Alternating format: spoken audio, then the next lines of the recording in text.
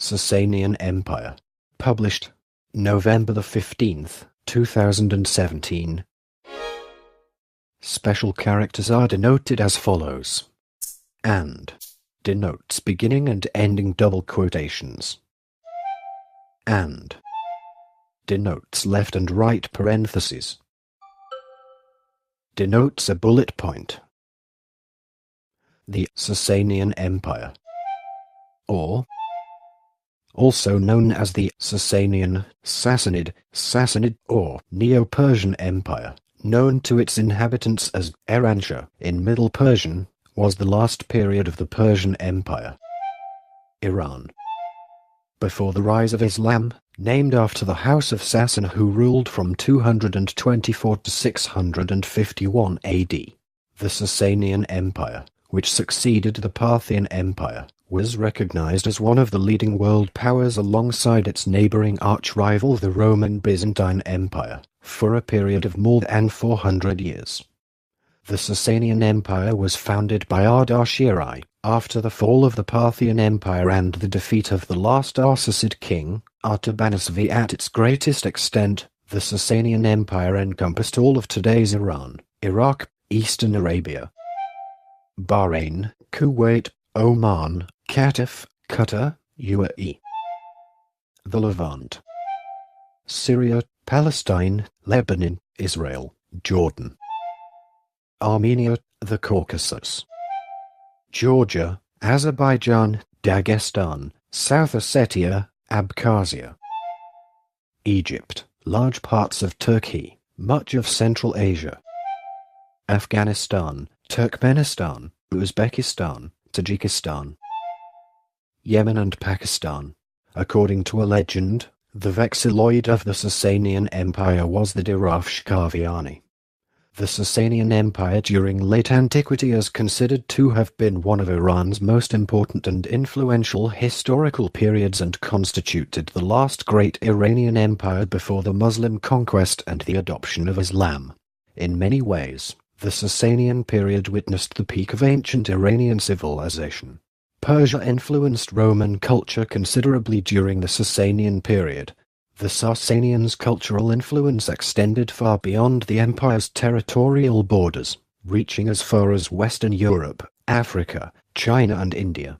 It played a prominent role in the formation of both European and Asian medieval art. Much of what later became known as Islamic culture in art, architecture, music and other subject matter was transferred from the Sassanians throughout the Muslim world.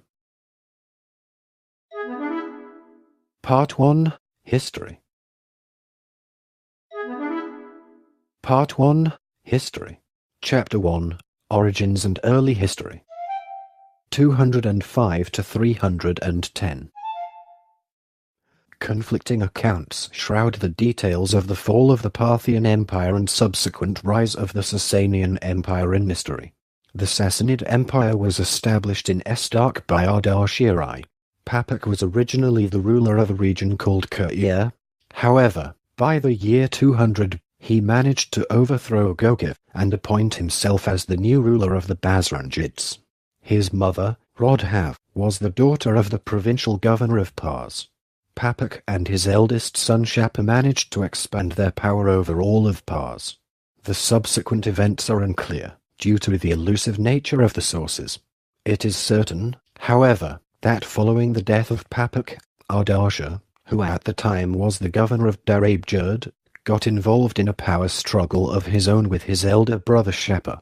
Sources reveal that Shapur, leaving for a meeting with his brother, was killed when the roof of a building collapsed on him. By the year 208, over the protests of his other brothers who were put to death, Ardashir had declared himself ruler of Pars. Once Ardashir was appointed Shahanshah, he moved his capital further to the south of Pars and founded Ardashir Qa'a, formerly Ga, modern-day Firazabad. The city, well supported by high mountains and easily defendable through narrow passes, became the center of Ardashir's efforts to gain more power.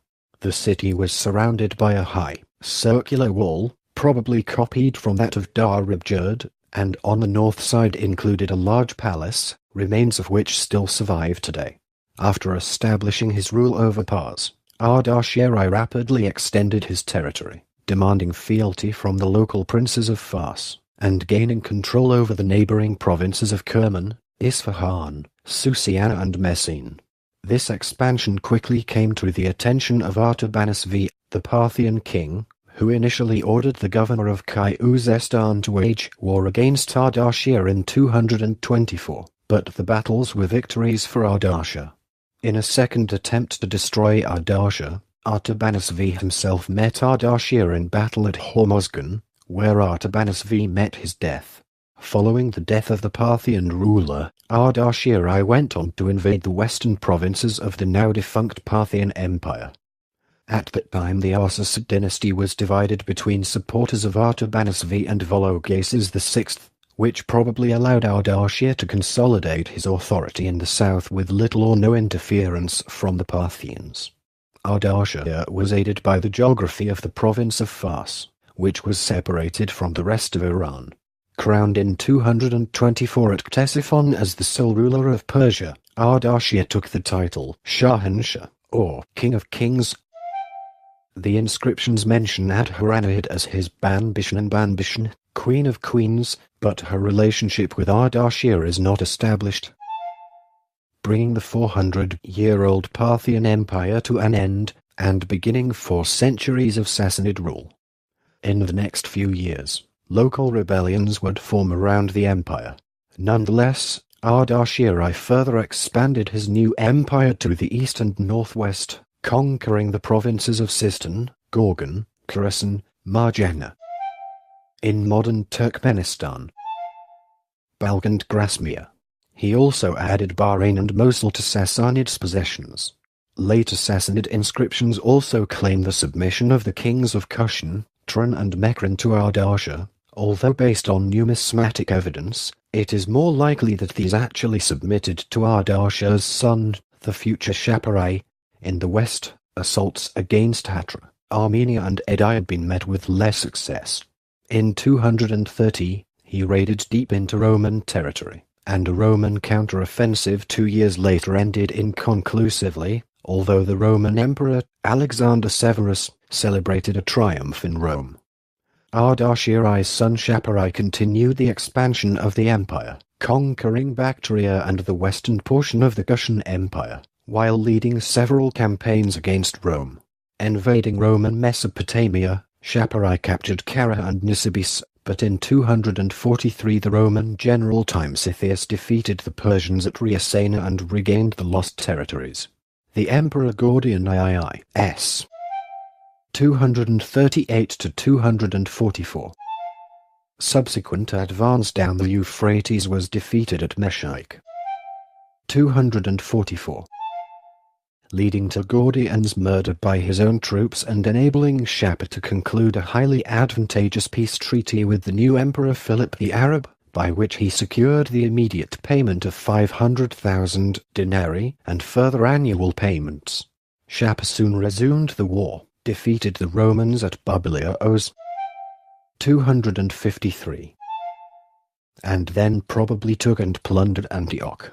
Roman counterattacks under the Emperor Valerian ended in disaster when the Roman army was defeated and besieged at Edessa, and Valerian was captured by Shapar, remaining his prisoner for the rest of his life. Shapar celebrated his victory by carving the impressive rock reliefs in Nakshi Rostam and Bishapa, as well as a monumental inscription in Persian and Greek in the vicinity of Persepolis. He exploited his success by advancing into Anatolia 260, but withdrew in disarray after defeats at the hands of the Romans and their Palmyrene ally Odenathus, suffering the capture of his harem and the loss of all of the Roman territories he had occupied. Shapar had intensive development plans. He ordered the construction of the first dam bridge in Iran and founded many cities, some settled in part by emigrants from the Roman territories, including Christians who could exercise their faith freely under Sassanid rule. 2 cities, Bishapa and Nishapa, are named after him. He particularly favored Manichaeism, protected Mani, who dedicated one of his books, the Shabahragan, to him, and sent many Manichaean missionaries abroad. He also befriended a Babylonian rabbi called Samuel. This friendship was advantageous for the Jewish community and gave them a respite from the oppressive laws enacted against them. Later kings reversed Shapur's policy of religious tolerance. Under pressure from Zoroastrian magi and influenced by the high priest Katir, Bahram I killed many and persecuted his followers. Bahram II was, like his father, amenable to the wishes of the Zoroastrian priesthood. During his reign, the Sassanid capital Ctesiphon was sacked by the Romans under Emperor Karaj, and most of Armenia, after half a century of Persian rule, was ceded to Diocletian. Succeeding Bahram II, who ruled briefly in 293. Nas embarked on another war with the Romans. After an early success against the Emperor Galerius near Callinicum on the Euphrates in 296, Nas was decisively defeated. Galerius had been reinforced, probably in the spring of 298, by a new contingent collected from the empire's Danbian holdings. Nas did not advance from Armenia and Mesopotamia, leaving Galerius to lead the offensive in 298 with an attack on northern Mesopotamia via Armenia. Nas retreated to Armenia to fight Galerius' force. To Nas's disadvantage, the rugged Armenian terrain was favorable to Roman infantry, but not to Sassanid cavalry. Local aid gave Galerius the advantage of surprise over the Persian forces, and, in 2 successive battles, Galerius secured victories over Nas. During the second encounter, Roman forces seized Nas's camp, his treasury, his harem, and his wife. Galerius advanced into Media and Adiabene, winning successive victories, most prominently near Erzurum, and securing Nisibis. Nisibin, Turkey. Before October 1, 298, he moved down the Tigris, taking Ctesiphon. Nas had previously sent an ambassador to Galerius to plead for the return of his wives and children. Peace negotiations began in the spring of 299, with both Diocletian and Galerius presiding. The conditions of the peace were heavy. Persia would give up territory to Rome, making the Tigris the boundary between the two empires. Further terms specified that Armenia was returned to Roman domination, with the fort of Zayath as its border. Caucasian Iberia would pay allegiance to Rome under a Roman appointee.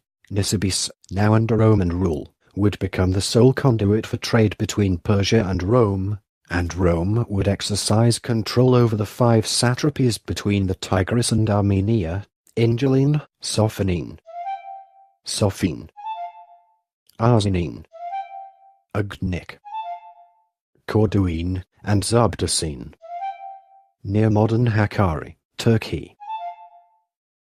The Sassanids ceded 5 provinces west of the Tigris, and agreed not to interfere in the affairs of Armenia and Georgia. In the aftermath of this defeat, Nas gave up the throne and died a year later, leaving the Sassanid throne to his son, Hormizd II. Unrest spread throughout the land, and while Hormizd II suppressed revolts in Sakistan and Kushan, he was unable to control the nobles and was subsequently killed by Bedouins in a hunting trip in 309. Part 1. History. Chapter 2. First Golden Era. 309 to 379. Following Hormizd II's death, Arabs from the north started to ravage and plunder the western cities of the empire, even attacking the province of Fars, the birthplace of the Sassanid kings. Meanwhile, Persian nobles killed Hormizd II's eldest son, blinded the second, and imprisoned the third, who later escaped to Roman territory. The throne was reserved for Shapur II, the unborn child of one of Hormizd II's wives who was crowned in utero. The crown was placed upon his mother's stomach. During his youth the empire was controlled by his mother and the nobles. Upon Shapur II's coming of age, he assumed power and quickly proved to be an active and effective ruler. Shapur II first led his small but disciplined army south against the Arabs, whom he defeated, securing the southern areas of the empire. He then started his first campaign against the Romans in the west, where Persian forces won a series of battles but were unable to make territorial gains due to the failure of repeated sieges of the key frontier city of Nisibis, and Roman success in retaking the cities of Singara and Amida after they had fallen to the Persians. These campaigns were halted by nomadic raids along the eastern borders of the empire, which threatened Transoxiana, a strategically critical area for control of the Silk Road. Shapur therefore marched east toward Transoxiana to meet the eastern nomads, leaving his local commanders to mount nuisance raids on the Romans. He crushed the Central Asian tribes and annexed the area as a new province. He completed the conquest of the area now known as Afghanistan. Cultural expansion followed this victory, and Sassanid art penetrated Turkestan, reaching as far as China. Shapur, along with the nomad king Grombates, started his second campaign against the Romans in 359 and soon succeeded in taking Singara and Amida again.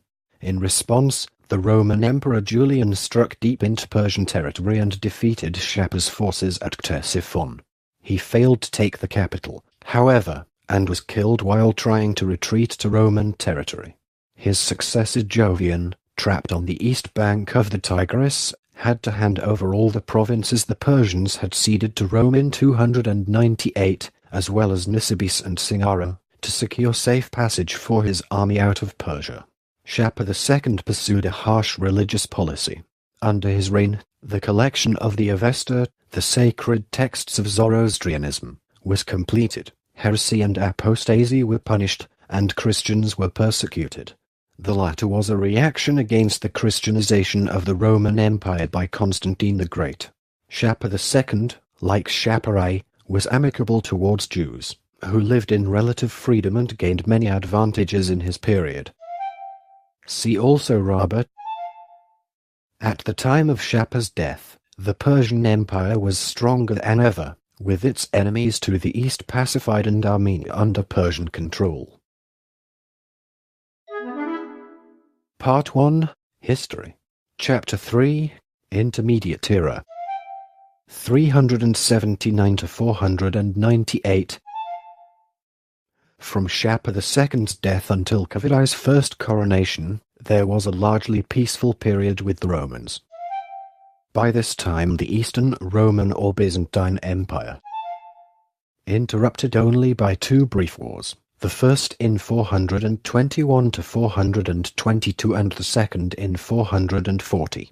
Throughout this era, Sassanid religious policy differed dramatically from king to king.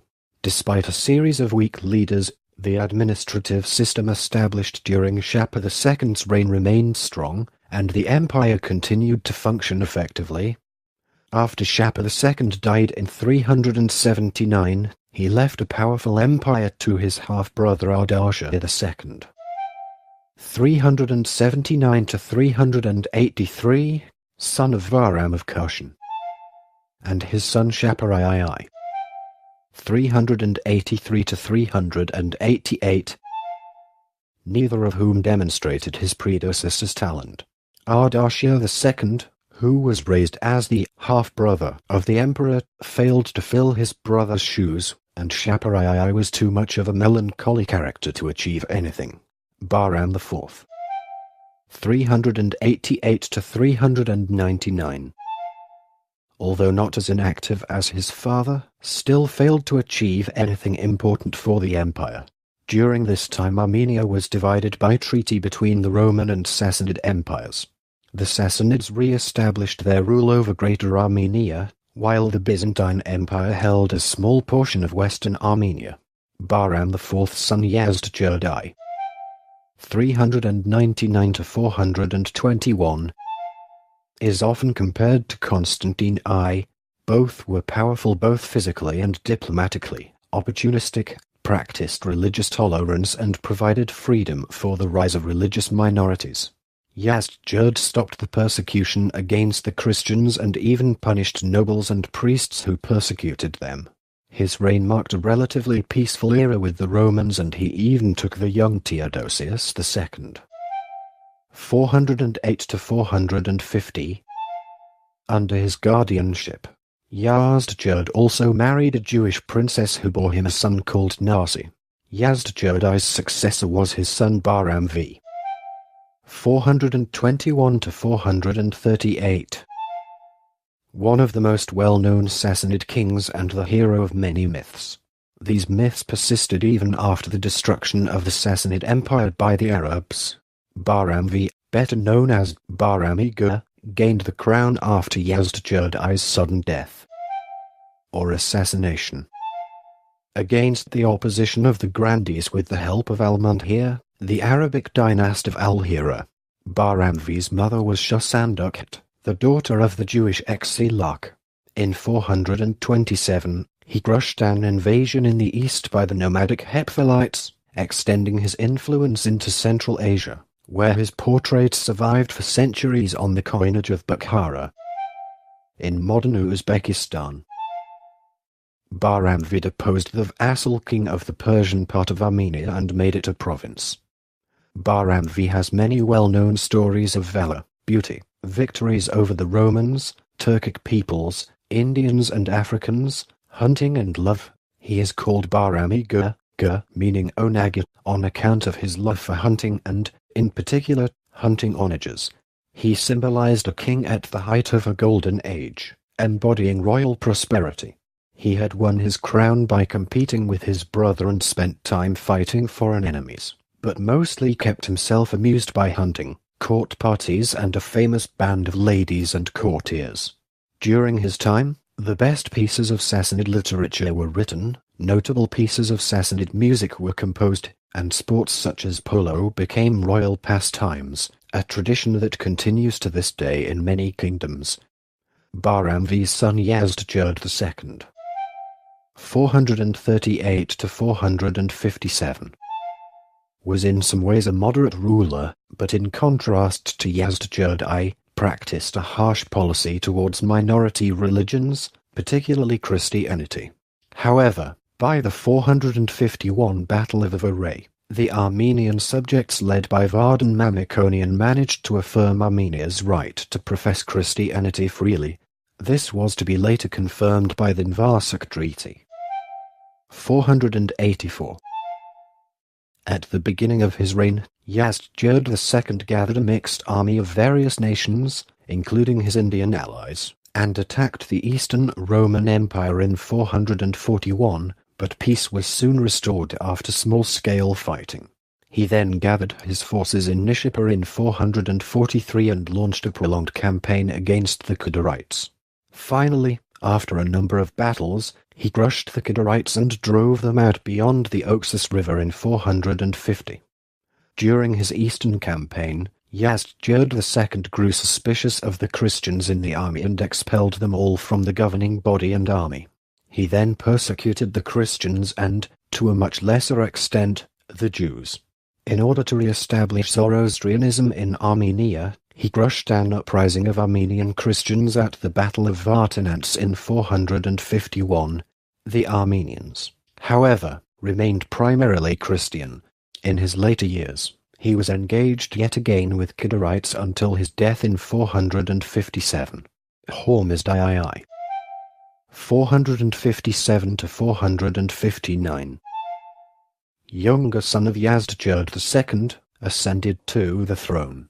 During his short rule, he continually fought with his elder brother Perozai, who had the support of nobility, and with the Hephthalites in Bactria. He was killed by his brother Peroz in 459. In the beginning of the 5th century, the Hephthalites, White Huns, along with other nomadic groups, attacked Persia. At first Bahram V and Yazdjerd II inflicted decisive defeats against them and drove them back eastward. The Huns returned at the end of the 5th century and defeated Perozai. 457 to 484. In 483, following this victory, the Huns invaded and plundered parts of eastern Persia for 2 years. They exacted heavy tribute for some years thereafter. These attacks brought instability and chaos to the kingdom. Perozai tried again to drive out the Hephthalites, but on the way to Herat, his army was trapped by the Huns in the desert. Perozai was killed, and his army was wiped out. After this victory, the Hephthalites advanced forward to the city of Herat, throwing the empire into chaos. Eventually, a noble Iranian from the old family of Karen, Sukh, restored some degree of order. He raised Balish, one of Perozai's brothers, to the throne, although the Hunnic threat persisted until the reign of Khosrau. Balish, 484 to 488, was a mild and generous monarch who made concessions to the Christians. However, he took no action against the empire's enemies, particularly the White Huns. Balish, after a reign of 4 years, was blinded and deposed, attributed to magnates, and his nephew Kavadai was raised to the throne. Kavadai, 488 to 531, was an energetic and reformist ruler. Kavadai gave his support to the sect founded by Mazdak, son of Bamdad, who demanded that the rich should divide their wives and their wealth with the poor. His intention evidently was, by adopting the doctrine of the Mazdakites, to break the influence of the magnates and growing aristocracy. These reforms led to his being deposed and imprisoned in the Castle of Oblivion in Susa, and his younger brother Jamasp, Zamasps, was raised to the throne in 496.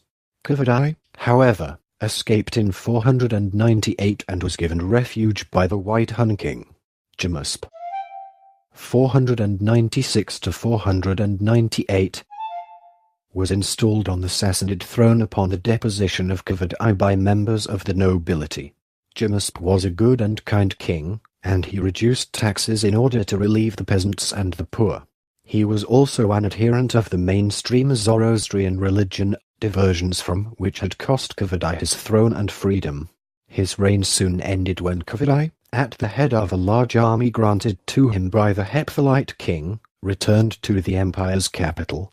Jamasp stepped down from his position and restored the throne to his brother. No further mention of Jamasp is made after the restoration of Kavadai, but it is widely believed that he was treated favorably at the court of his brother. Part 1. History. Chapter 4. Second Golden Era. 498 to 622. The Second Golden Era began after the second reign of Kavadai. With the support of the Hephthalites, Kavadai launched a campaign against the Romans. In 502, he took Theodosiopolis in Armenia, but lost it soon afterwards. In 503 he took Amida on the Tigris. In 504, an invasion of Armenia by the Western Huns from the Caucasus led to an armistice, the return of Amida to Roman control, and a peace treaty in 506. In 521 over 522 Kavad lost control of Lazica, whose rulers switched their allegiance to the Romans. An attempt by the Iberians in 524 over 525 to do likewise triggered a war between Rome and Persia. In 527, a Roman offensive against Nisibis was repulsed and Roman efforts to fortify positions near the frontier were thwarted. In 530, Kavad sent an army under Perozes to attack the important Roman frontier city of Dara. The army was met by the Roman general Bilas Arius, and though superior in numbers, was defeated at the Battle of Dara. In the same year, a second Persian army under Mimiro was defeated at Sartala by Roman forces under Citus and Dorotheus, but in 531 a Persian army accompanied by Lakhmid contingent under Almundhirai defeated Bilas Arius at the Battle of Kalanicum, and in 532 an eternal peace was concluded. Although he could not free himself from the yoke of the Hephthalites, Kavad succeeded in restoring order in the interior and fought with general success against the Eastern Romans, founded several cities, some of which were named after him, and began to regulate the taxation and internal administration. After Kavadai, his son Khosrau, also known as Anushirvan, with the immortal soul, ruled 531 to 579, ascended to the throne. He is the most celebrated of the Sassanid rulers. Khosrau is most famous for his reforms in the aging governing body of Sassanids. He introduced a rational system of taxation based upon a survey of landed possessions, which his father had begun, and he tried in every way to increase the welfare and the revenues of his empire. Previous great feudal lords fielded their own military equipment, followers, and retainers. Khosrau developed a new force of Deccans, or knights, paid and equipped by the central government and the bureaucracy, tying the army and bureaucracy more closely to the central government than to local lords. Emperor Justinian I, 527 to 565, paid Khosrau 440,000 pieces of gold as a part of the Eternal Peace Treaty of 532. In 540, Khosrau broke the treaty and invaded Syria, sacking Antioch and extorting large sums of money from a number of other cities. Further successes followed. In 541 Lazica defected to the Persian side, and in 542 a major Byzantine offensive in Armenia was defeated at Anglan. In the same year of 541, upon requests of the Lazic king, King Khosrau entered Lazica, captured the Byzantine main stronghold of Petra, and established another protectorate over the country, commencing the Lazic War. A 5-year truce agreed to in 545 was interrupted in 547 when Lazica again switched sides and eventually expelled its Persian garrison with Byzantine help. The war resumed but remained confined to Lazica, which was retained by the Byzantines when peace was concluded in 562. In 565, Justinian I died and was succeeded by Justin II. 565 to 578, who resolved to stop subsidies to Arab chieftains to restrain them from raiding Byzantine territory in Syria. A year earlier, the Sassanid governor of Armenia, Chehvishnasp of the Surin family, built a fire temple at Dvin near modern Yerevan, and he put to death an influential member of the Mamikonian family, touching off a revolt which led to the massacre of the Persian governor and his guard in 571, while rebellion also broke out in Iberia. Justin II took advantage of the Armenian revolt to stop his yearly payments to Khosrau for the defense of the Caucasus passes.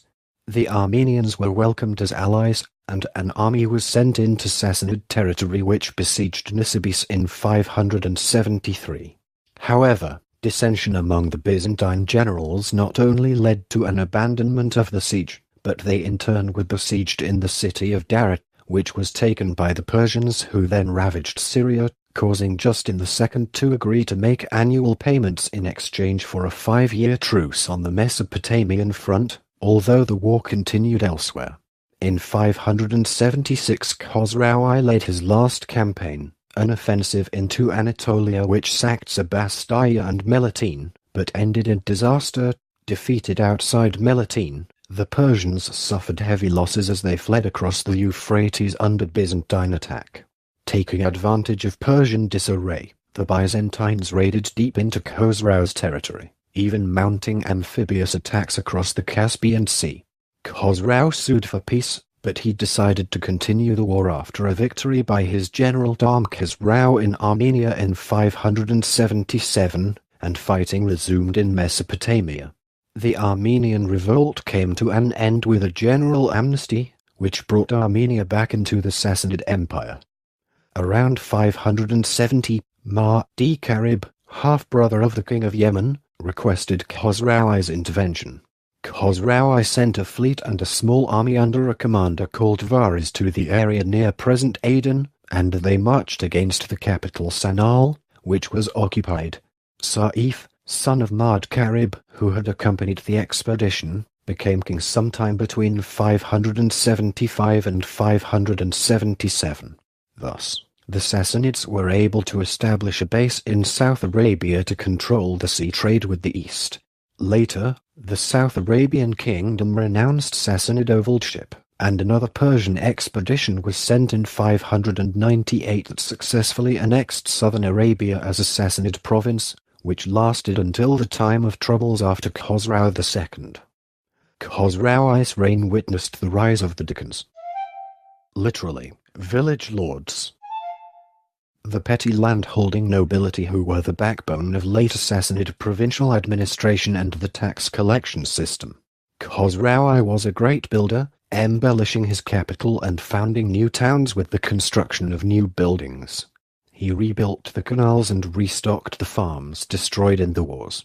He built strong fortifications at the passes and placed subject tribes in carefully chosen towns on the frontiers to act as guardians against invaders. He was tolerant of all religions, though he decreed that Zoroastrianism should be the official state religion, and was not unduly disturbed when one of his sons became a Christian. After Khosrau I, Hormizd IV. 579 to 590. Took the throne. The war with the Byzantines continued to rage intensely but inconclusively until the general Bahram Chobin, dismissed and humiliated by Hormizd, rose in revolt in 589. The following year, Hormizd was overthrown by a palace coup and his son Khosrau II. 590 to 628. Placed on the throne. However, this change of ruler failed to placate Bahram, who defeated Khosrau, forcing him to flee to Byzantine territory, and seized the throne for himself as Bahram VI. Khosrau asked the Byzantine Emperor Maurus 582 to 602 for assistance against Bahram, offering to cede the Western Caucasus to the Byzantines. To cement the alliance, Khosrau also married Maurus's daughter Miriam. Under the command of Khosrau and the Byzantine generals Narses and John Mystikon, the new combined Byzantine-Persian army raised a rebellion against Bahram, defeating him at the Battle of Blarathon in 591. When Khosrau was subsequently restored to power, he kept his promise, handing over control of Western Armenia and Caucasian Iberia. The new peace arrangement allowed the two empires to focus on military matters elsewhere. Khosrau expanded the Sassanid Empire's eastern frontier while Maurus restored Byzantine control of the Balkans. After Maurus was overthrown and killed by Phocas. 602 to 610. In 602, however, Khosrau II used the murder of his benefactor as a pretext to begin a new invasion, which benefited from continuing civil war in the Byzantine Empire and met little effective resistance. Khosrau's generals systematically subdued the heavily fortified frontier cities of Byzantine Mesopotamia and Armenia, laying the foundations for unprecedented expansion. The Persians overran Syria and captured Antioch in 611. In 613, outside Antioch, the Persian generals Shahbaraz and Shahin decisively defeated a major counterattack led in person by the Byzantine Emperor Heraclius. Thereafter, the Persian advance continued unchecked. Jerusalem fell in 614, Alexandria in 619, and the rest of Egypt by 621. The Sassanid dream of restoring the Achaemenid boundaries was almost complete, while the Byzantine Empire was on the verge of collapse. This remarkable peak of expansion was paralleled by a blossoming of Persian art, music, and architecture. Part 1, History. Chapter 5, Decline and Fall. 622 to 651. While successful at the first stage, from 602 to 622, the campaign of Khosrau II had actually exhausted the Persian army and Persian treasuries. In an effort to rebuild the national treasuries, Khosrau overtaxed the population.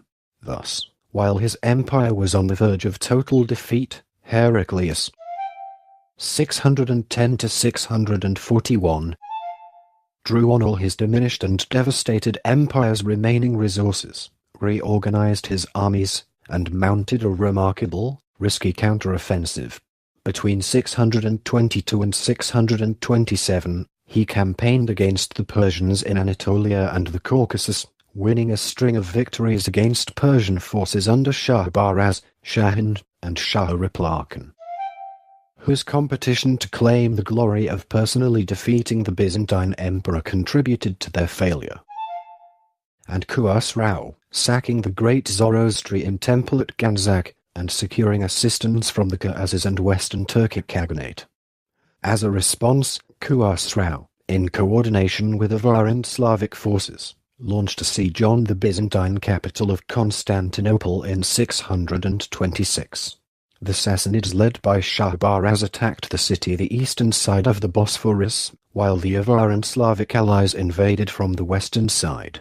Attempts to ferry the Persian forces across to aid their Slavic and Avar allies, the former being by far the strongest in siege warfare, were blocked by the Byzantine fleet who heavily guarded the Bosphorus, and the siege ended in failure. In 627 to 628, Heraclius mounted a winter invasion of Mesopotamia and, despite the departure of his Khazar allies, defeated a Persian army commanded by Rial in the Battle of Nineveh. He then marched down the Tigris, devastating the country and sacking Khosrau's palace at Dastagerd. He was prevented from attacking Ctesiphon by the destruction of the bridges on the Nahrawan Canal and conducted further raids before withdrawing up the Diyala into northwestern Iran. The impact of Heraclius' victories, the devastation of the richest territories of the Sassanid Empire, and the humiliating destruction of high-profile targets such as Ganzak and Dastagerd fatally undermined Khosrau's prestige and his support among the Persian aristocracy. In early 628, he was overthrown and murdered by his son Kavad II. 628, who immediately brought an end to the war, agreeing to withdraw from all occupied territories. In 629, Heraclius restored the True Cross to Jerusalem in a majestic ceremony. Kavad died within months, and chaos and civil war followed. Over a period of 4 years and 5 successive kings, including 2 daughters of Khosrau II and Spubd Shahbaraz, the Sassanid Empire weakened considerably. The power of the central authority passed into the hands of the generals. It would take several years for a strong king to emerge from a series of coups, and the Sassanids never had time to recover fully. In early 632, a grandson of Khosrau who had lived in hiding in Estak, Yazdjerd ascended the throne. The same year, the first raiders from the Arab tribes, newly united by Islam, arrived in Persian territory. According to Howard Johnston, years of warfare had exhausted both the Byzantines and the Persians. The Sassanids were further weakened by economic decline, heavy taxation, religious unrest, rigid social stratification, the increasing power of the provincial landholders, and a rapid turnover of rulers, facilitating the Islamic conquest of Persia.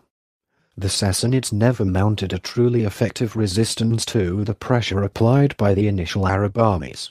Yazdjerd was a boy at the mercy of his advisors and incapable of uniting a vast country crumbling into small feudal kingdoms, despite the fact that the Byzantines, under similar pressure from the newly expansive Arabs, no longer threatened. Caliph Abu Bakr's commander Khalid ibn Walid, once one of Muhammad's chosen companions in arms and leader of the Arab army, moved to capture Iraq in a series of lightning battles. Redeployed to the Syrian front against the Byzantines in June 634, Khalid's successor in Iraq failed him, and Muslims were defeated in the Battle of the Bridge in 634, which resulted in a Sassanid victory. However, the Arab threat did not stop there and reappeared shortly from the disciplined armies of Khalid ibn Walid. In 637, a Muslim army under the Caliph Umar ibn al-Khattab defeated a larger Persian force led by General Rostam Farrukhzad at the plains of al-Qadisiyah and advanced on Ctesiphon, which fell after a prolonged siege. Yazdjerd fled eastward from Ctesiphon, leaving behind him most of the empire's vast treasury. The Arabs captured Ctesiphon shortly afterward, acquiring a powerful financial resource and leaving the Sassanid government strapped for funds. A number of Sassanid governors attempted to combine their forces to throw back the invaders, but the effort was crippled by the lack of a strong central authority, and the governors were defeated at the Battle of Nehawand. The empire, With its military command structure non-existent, its non-noble troop levies decimated, its financial resources effectively destroyed, and the Asawaran Azatan nightly caste destroyed piecemeal, was now utterly helpless in the face of the invaders. Upon hearing of the defeat in Nehawand, Yazdjurd along with Farrukhzad and with some of the Persian nobles fled further inland to the eastern province of Khorasan. Yazdjurd was assassinated by a miller in Merv in late 651, while some of the nobles settled in Central Asia, where they contributed greatly to spreading Persian culture and language in those regions and to the establishment of the first native Iranian Islamic dynasty, the Sassanid dynasty, which sought to revive Sassanid traditions. The abrupt fall of the Sassanid Empire was completed in a period of 5 years, and most of its territory was absorbed into the Islamic Caliphate. However, many Iranian cities resisted and fought against the invaders several times. Islamic caliphates repeatedly suppressed revolts in cities such as Ray, Esfahan, and Hamadan. The local population was initially under little pressure to convert to Islam, remaining as demi-subjects of the Muslim state and paying a jizya. Jizya practically replaced poll taxes imposed by the Sassanids. In addition, the old Sassanid land tax, known in Arabic as Karaj, was also adopted. Caliph Umar is said to have occasionally set up a commission to survey the taxes, to judge if they were more than the land could bear.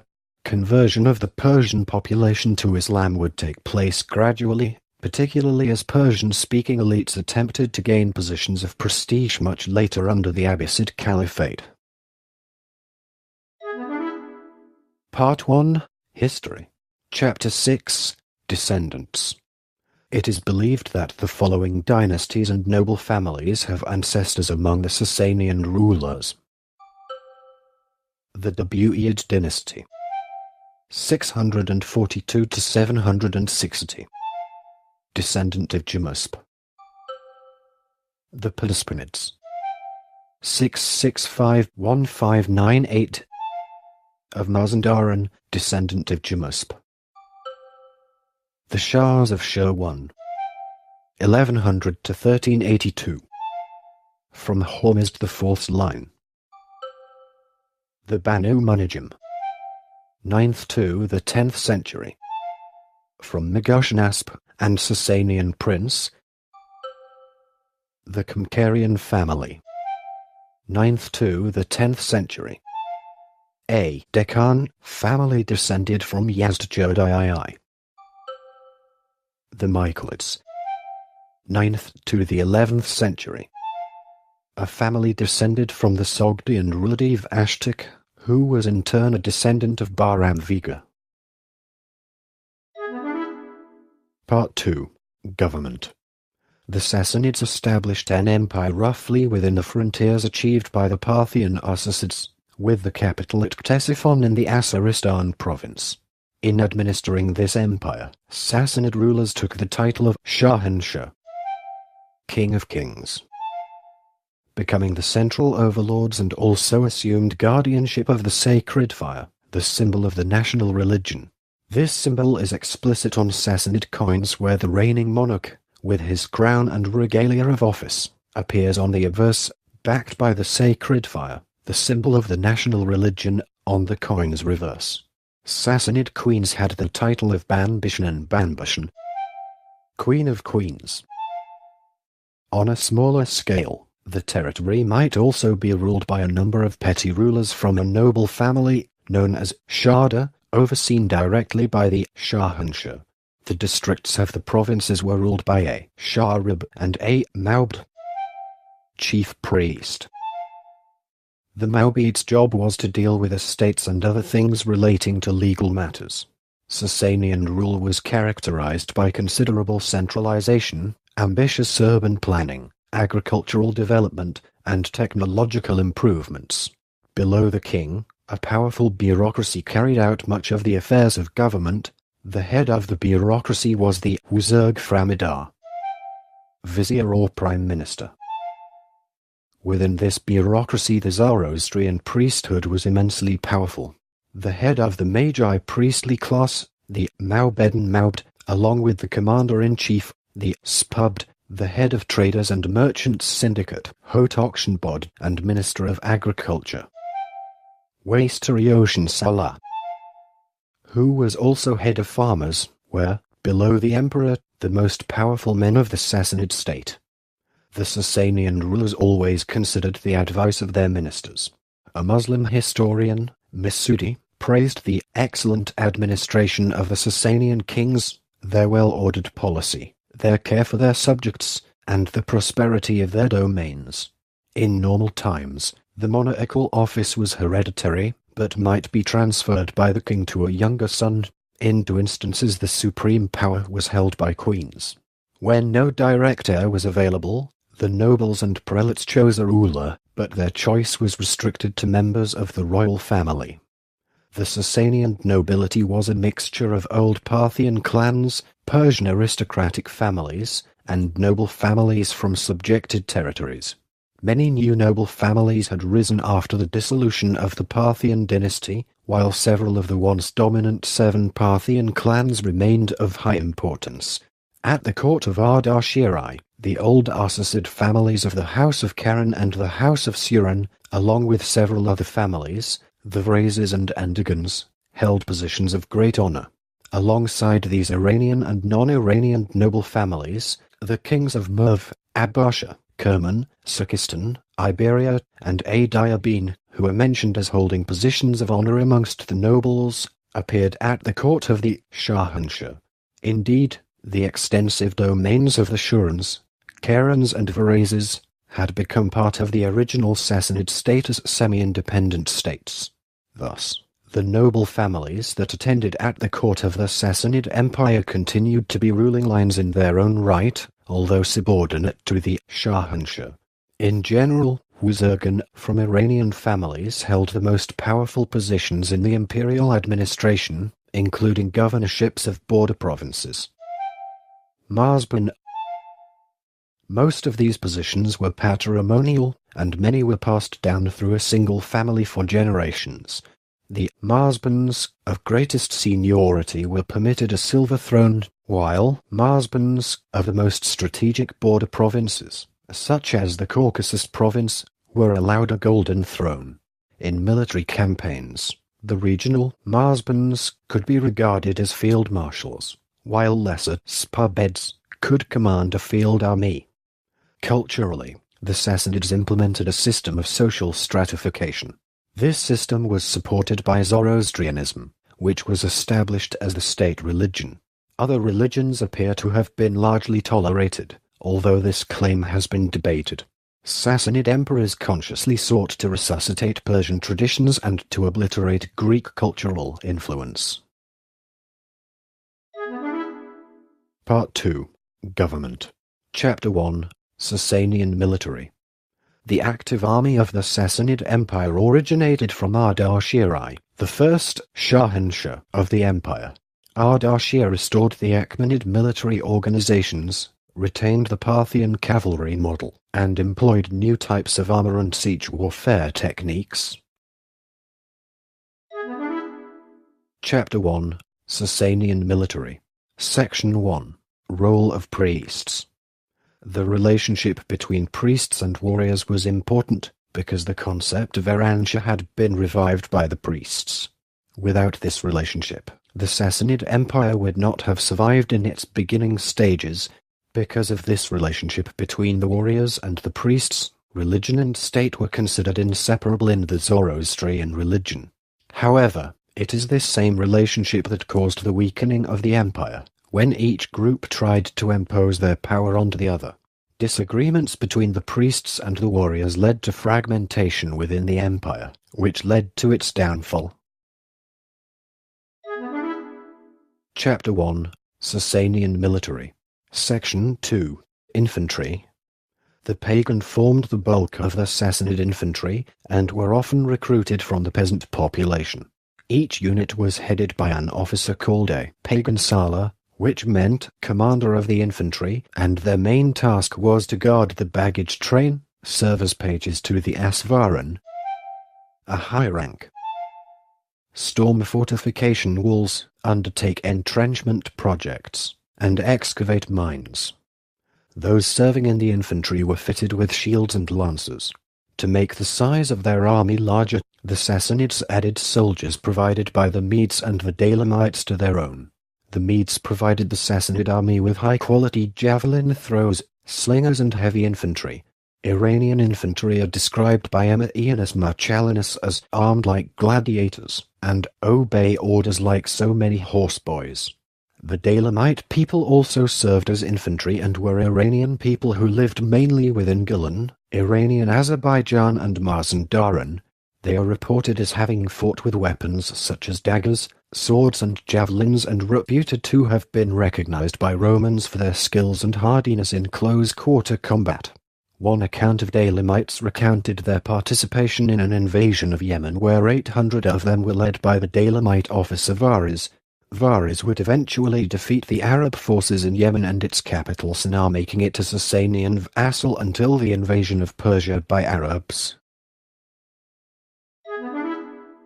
Chapter 1. Sassanian Military. Section 3. Navy. The Sassanian navy was an important constituent of the Sassanian military from the time that Ardashir conquered the Arab side of the Persian Gulf. Because controlling the Persian Gulf was an economic necessity, the Sassanian navy worked to keep it safe from piracy, prevent Roman encroachment, and keep the Arab tribes from getting hostile. However, it is believed by many historians that the naval force could not have been a strong one, as the men serving in the navy were those who were confined in prisons. The leader of the navy bore the title of Navbat. Chapter 1. Sassanian Military. Section 4. Cavalry. The cavalry used during the Sassanid Empire were two types of heavy cavalry units, Clubanari and Cataphracts. The first cavalry force, composed of elite noblemen trained since youth for military service, was supported by light cavalry, infantry and archers. Mercenaries and tribal people of the empire, including the Turks, Kushans, Sarmatians, Khazars, Georgians, and Armenians were included in these first cavalry units. The second cavalry involved the use of the war elephants. In fact, it was their specialty to deploy elephants as cavalry support. Unlike the Parthians, the Sassanids developed advanced siege engines. The development of siege weapons was a useful weapon during conflicts with Rome, in which success hinged upon the ability to seize cities and other fortified points.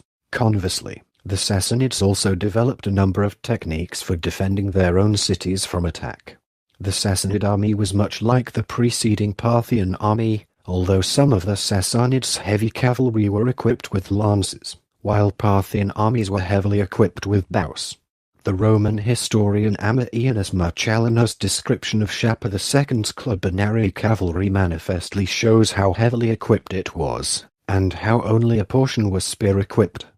Quote, "All the companies were clad in iron, and all parts of their bodies were covered with thick plates, so fitted that the stiff joints conformed with those of their limbs, and the forms of human faces were so skillfully fitted to their heads, that since their entire body was covered with metal, arrows that fell upon them could lodge only where they could see a little through tiny openings opposite the pupil of the eye, or where through the tip of their nose they were able to get a little breath. Of these, some who were armed with pikes stood so motionless that you would have thought them held fast by clamps of bronze." Horsemen in the Sassanid cavalry lacked a stirrup. Instead, they used a war saddle which had a cantle at the back and two guard clamps which curved across the top of the rider's thighs. This allowed the horseman to stay in the saddle at all times during the battle, especially during violent encounters. The Byzantine Emperor Mauricios also emphasizes in his Strategikon that many of the Sassanid heavy cavalry did not carry spears, relying on their bows as their primary weapons. However, the Takai-Bustan reliefs and Al-Tabri's famed list of equipment required for Deccan knights, which included the lance, provide a contrast. What is certain is that the horseman's paraphernalia was extensive.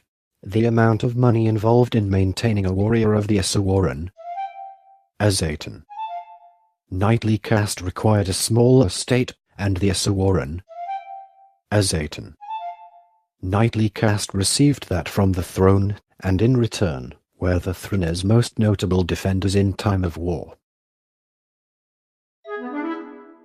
Part 3. Relations with neighboring regimes. Part 3. Relations with neighboring regimes. Chapter 1. Frequent warfare with the Romans and to a lesser extent others. The Sassanids, like the Parthians, were in constant hostilities with the Roman Empire. The Sassanids, who thus succeeded the Parthians, were recognized as one of the leading world powers alongside its neighboring arch-rival the Roman Byzantine Empire, for a period of more than 400 years. Following the division of the Roman Empire in 395, the Eastern Roman Empire, Byzantine Empire, with its capital at Constantinople, continue as Persia's principal western enemy and main enemy in general.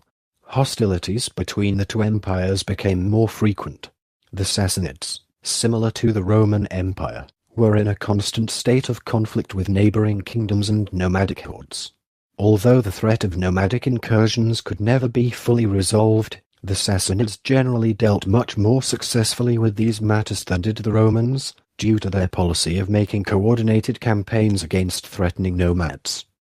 The last of the many and frequent wars with the Byzantines, the climactic Byzantine-Sasanian War of 602 to 628, which included the siege of the Byzantine capital Constantinople, ended with both rivaling sides having drastically exhausted their human and material resources.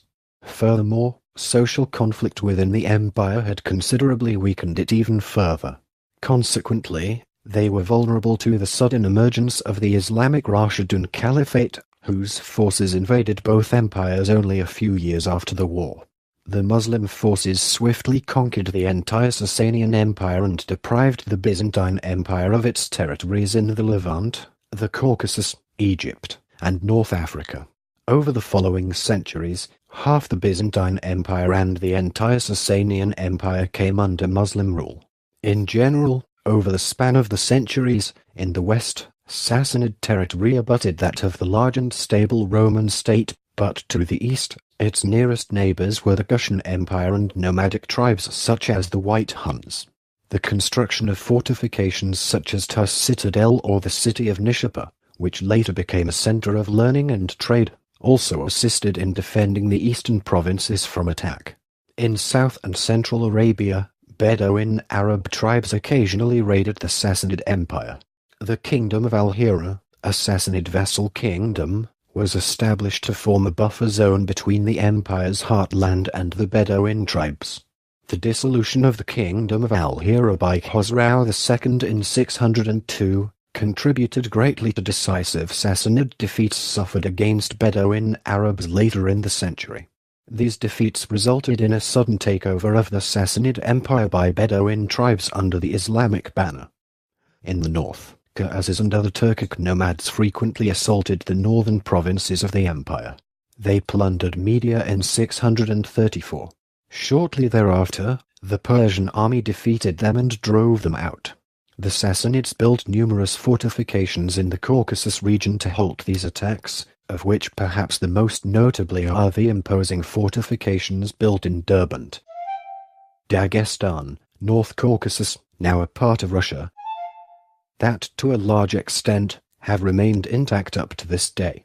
On the eastern side of the Caspian Sea, the Sassanians erected the Great Wall of Gorgan, a 200 kilometers long defensive structure probably aimed to protect the empire from northern peoples, such as the White Huns. Part 3. Relations with neighboring regimes. Chapter 2. War with Aksum. In 522, before Khosrau's reign, a group of monophysite Aksumites led an attack on the dominant Himyarites of southern Arabia. The local Arab leader was able to resist the attack but appealed to the Sassanians for aid, while the Aksumites subsequently turned towards the Byzantines for help. The Aksumites sent another force across the Red Sea and this time successfully killed the Arab leader and replaced him with an Aksumite man to be king of the region. In 531, Justinian suggested that the Axumites of Yemen should cut out the Persians from Indian trade by maritime trade with the Indians. The Ethiopians never met this request because an Axumite general named Abraha took control of the Yemenite throne and created an independent nation. After Abraha's death, one of his sons, Mad Karib, went into exile while his half-brother took the throne. After being denied by Justinian, Mad Karib sought help from Khosrau, who sent a small fleet and army under command of Aris to depose the new king of Yemen. After capturing the capital city Sanal, Mad Karib's son, Saif, was put on the throne. Justinian was ultimately responsible for Sasanian maritime presence in Yemen. By not providing the Yemenite Arabs support, Khosrau was able to help Mad Karib and subsequently established Yemen as a principality of the Sasanian Empire. Part 3. Relations with neighboring regimes. Chapter 3. Relations with China.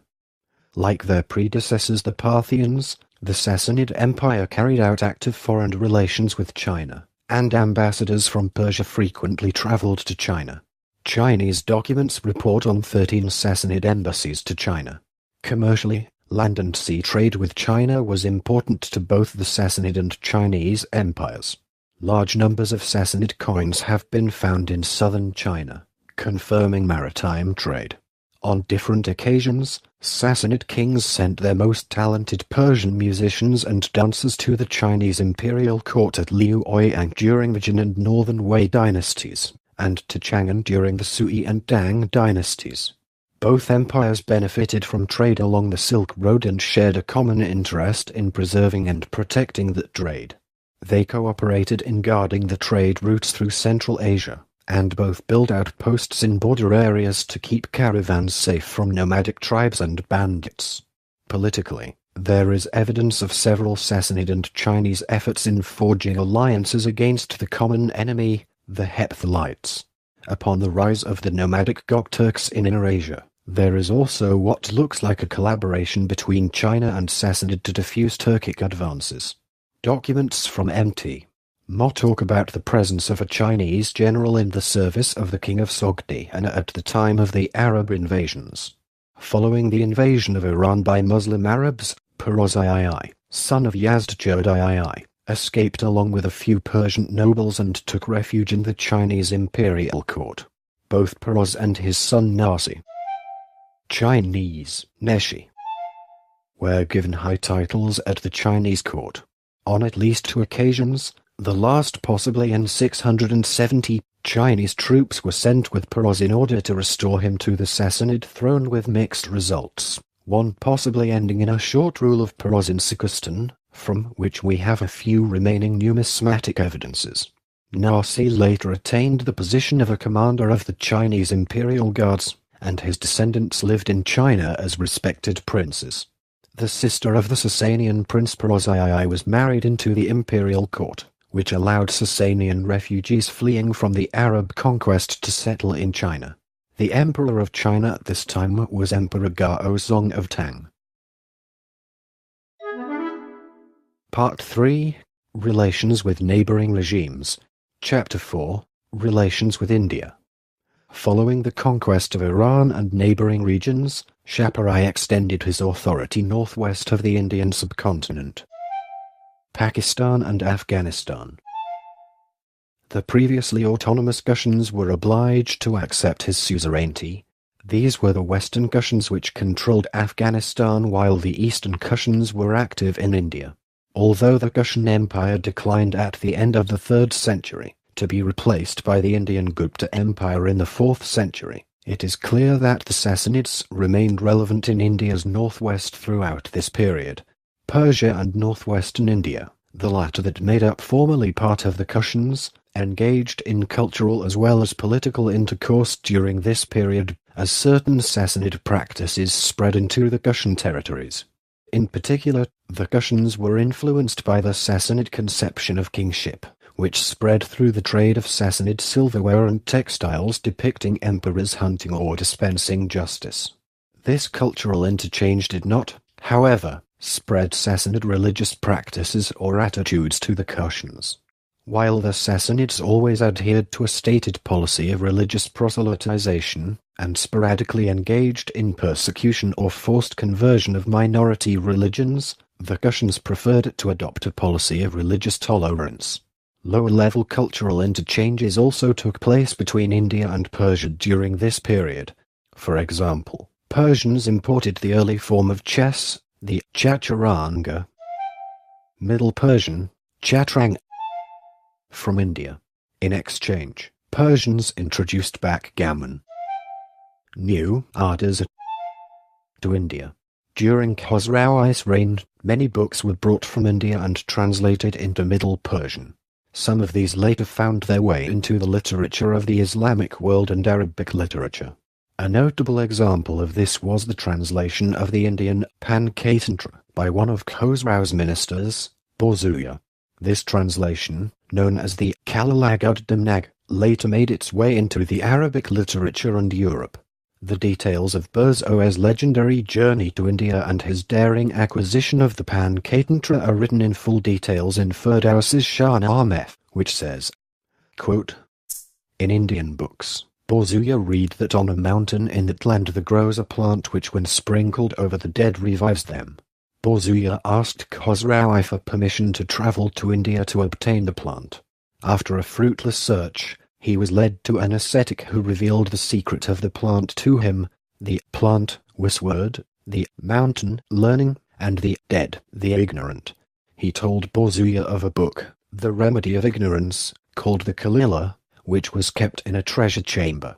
The King of India gave Borzuya permission to read the Kalila, provided that he did not make a copy of it.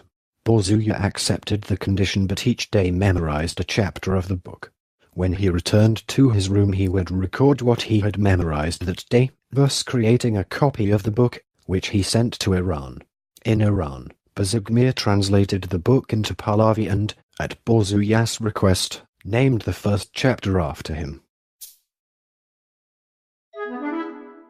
Part 4. Society.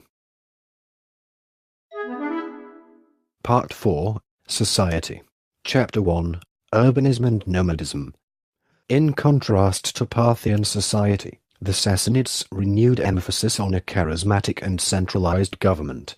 In Sassanid theory, the ideal society could maintain stability and justice, and the necessary instrument for this was a strong monarch.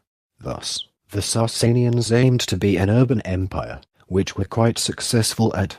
During the late Sasanian period, Mesopotamia had the largest population density in the medieval world. This can be credited to, among other things, the Sassanians founding and refounding a number of cities, which is talked about in the surviving Middle Persian text Fahrestanihair. The provincial capitals of Iran. Ardashir himself built and rebuilt many cities, which he named after himself, such as Ardashir in Asaristan, Ardashir Qua in Pars and Varman Ardashir in Meshan. During the Sasanian period, many cities with the name Iran Qua were established. This was because Sassanians wanted to revive a vast ideology. Many of these cities, both new and old, were populated not only by native ethnic groups, such as the Iranians or Syriacs, but also by the deported Roman prisoners of war, such as Goths, Slavs, Latins, and others. Many of these prisoners were experienced workers, who were used to build things such as cities, bridges, and dams. This allowed the Sassanians to become familiar with Roman technology. The impact these foreigners made on the economy was significant, as many of them were Christians. The spread of the religion accelerated throughout the empire. Unlike the amount of information about the settled people of the Sasanian Empire, there is little about the nomadic/unsettled ones. It is known that they were called Kurds by the Sassanians, and that they regularly served the Sassanian military, particularly the Dalamite and Gilani nomads. This way of handling the nomads continued into the Islamic period, where the service of the Dalamites and Gilanis continued unabated.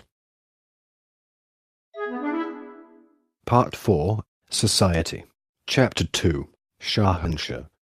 The head of the Sasanian Empire was the Shahanshah, King of Kings, also simply known as the Shah King.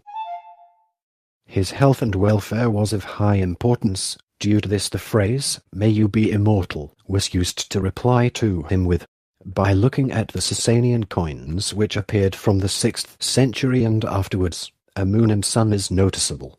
The meaning of the moon and sun, in the words of the Iranian historian Gغرافیای, suggest that the king was at the center of the world and the sun and moon revolved around him.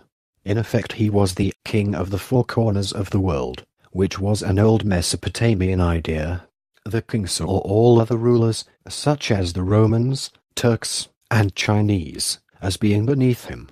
The king wore colorful clothes, makeup, a heavy crown, while his beard was decorated with gold. The early Sasanian kings considered themselves of divine descent. They called themselves divine.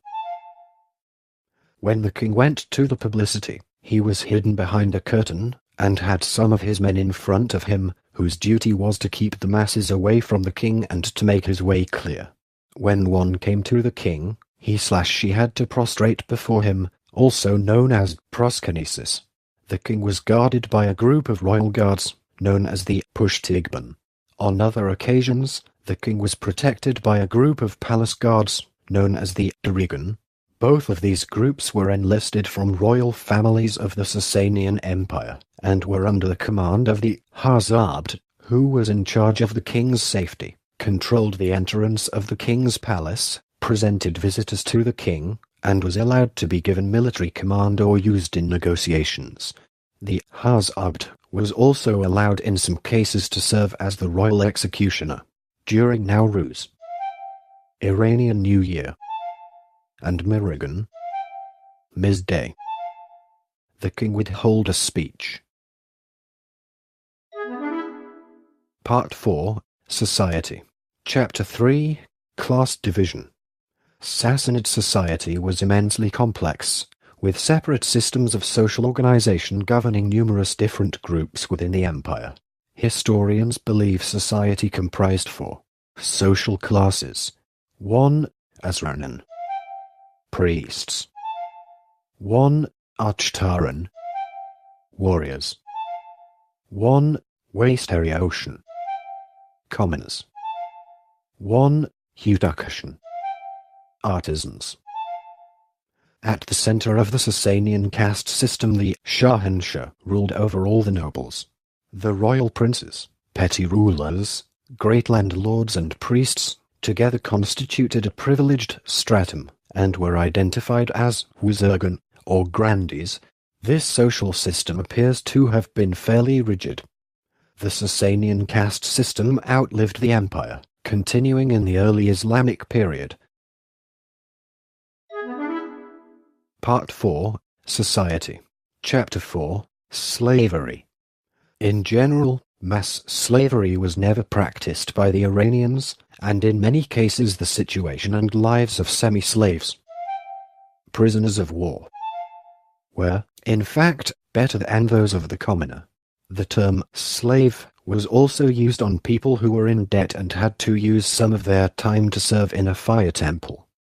The most common slaves in the Sasanian Empire were the household servants, who worked in private estates and at the fire temples.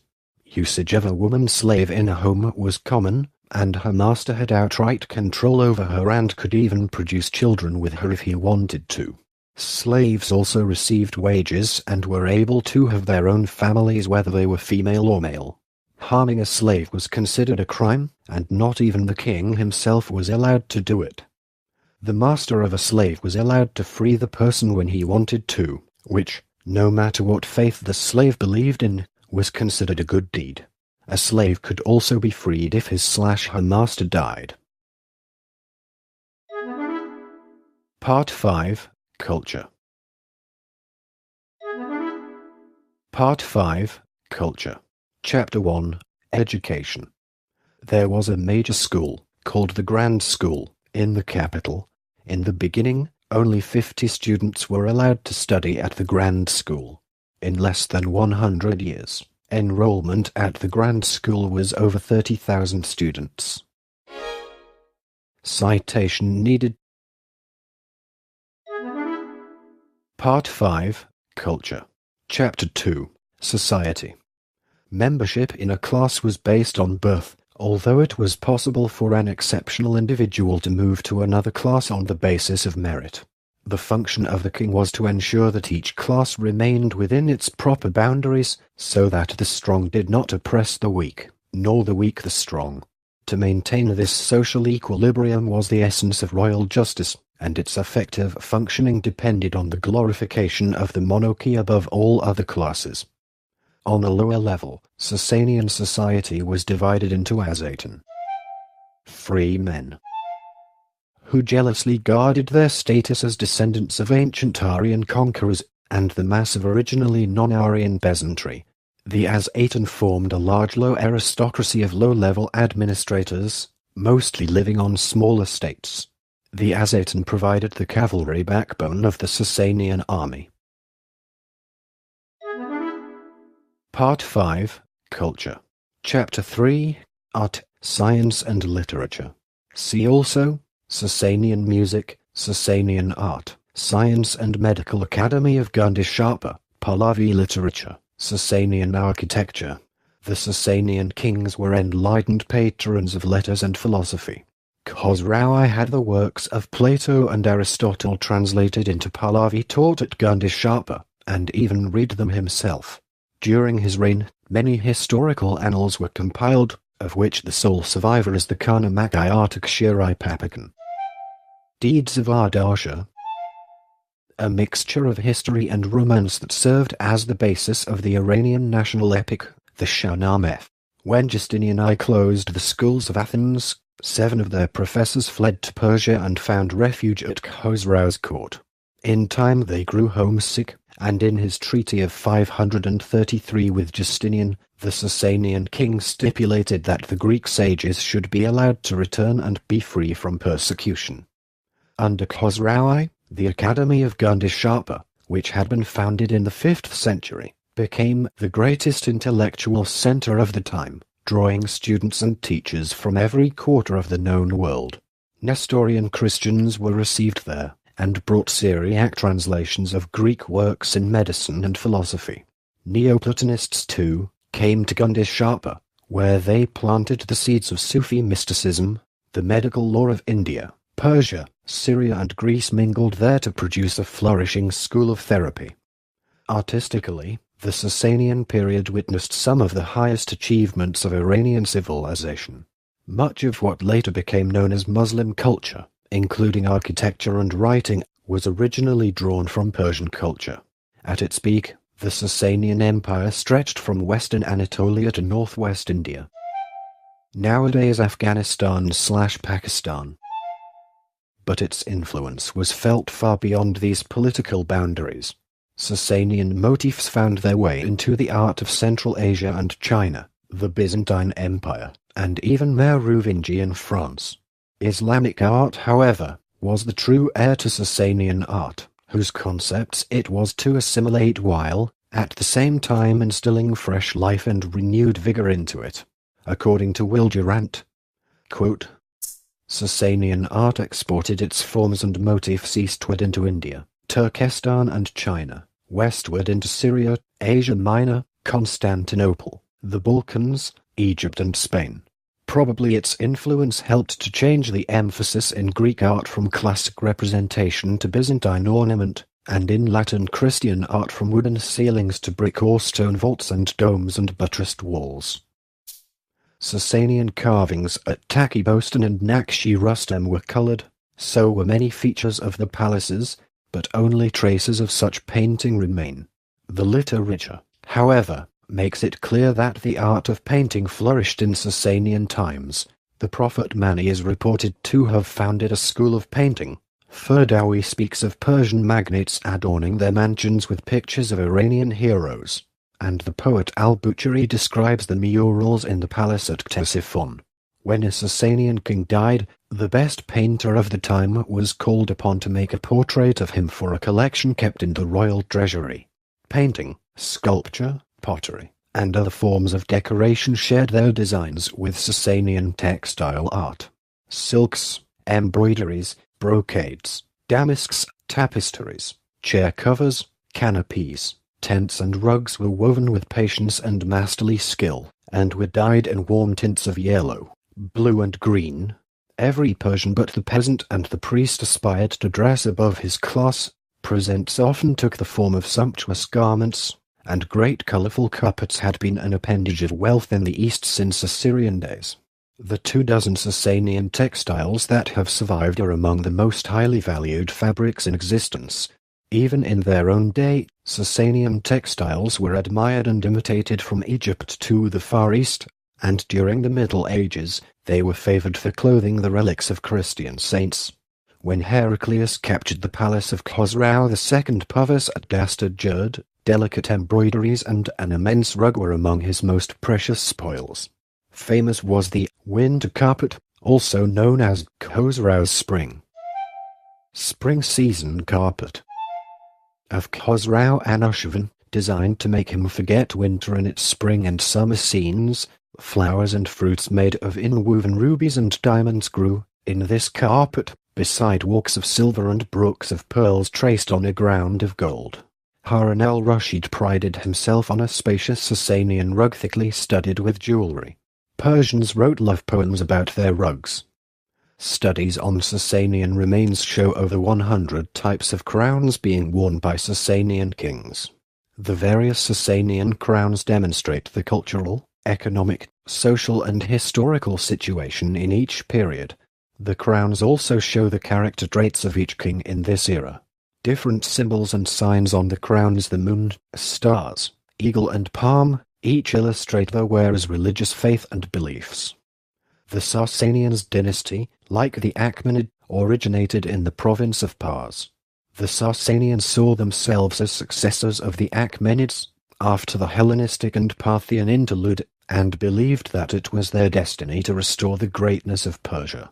In reviving the glories of the Achaemenid past, the Sasanians were no mere imitators. The art of this period reveals an astonishing virility, in certain respects anticipating key features of Islamic art. Sasanian art combined elements of traditional Persian art with Hellenistic elements and influences. The conquest of Persia by Alexander the Great had inaugurated the spread of Hellenistic art into Western Asia. Though the East accepted the outward form of this art, it never really assimilated its spirit. Already in the Parthian period, Hellenistic art was being interpreted freely by the peoples of the Near East. Throughout the Sasanian period, there was reaction against it. Sasanian art revived forms and traditions native to Persia, and in the Islamic period, these reached the shores of the Mediterranean. According to Ferguson, surviving palaces illustrate the splendor in which the Sasanian monarchs lived. Examples include palaces at Firouzabad and Bishapur in Fars, and the capital city of Ctesiphon in the Asaristan province. Present-day Iraq. In addition to local traditions, Parthian architecture influenced Sasanian architectural characteristics. All are characterized by the barrel-vaulted ones introduced in the Parthian period. During the Sasanian period, these reached massive proportions, particularly at Ctesiphon.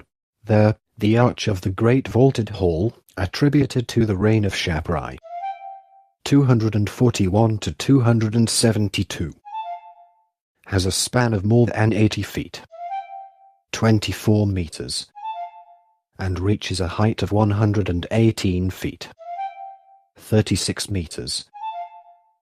This magnificent structure fascinated architects in the centuries that followed and has been considered one of the most important examples of Persian architecture. Many of the palaces contain an inner audience hall consisting, as at Firouzabad, of a chamber surmounted by a dome.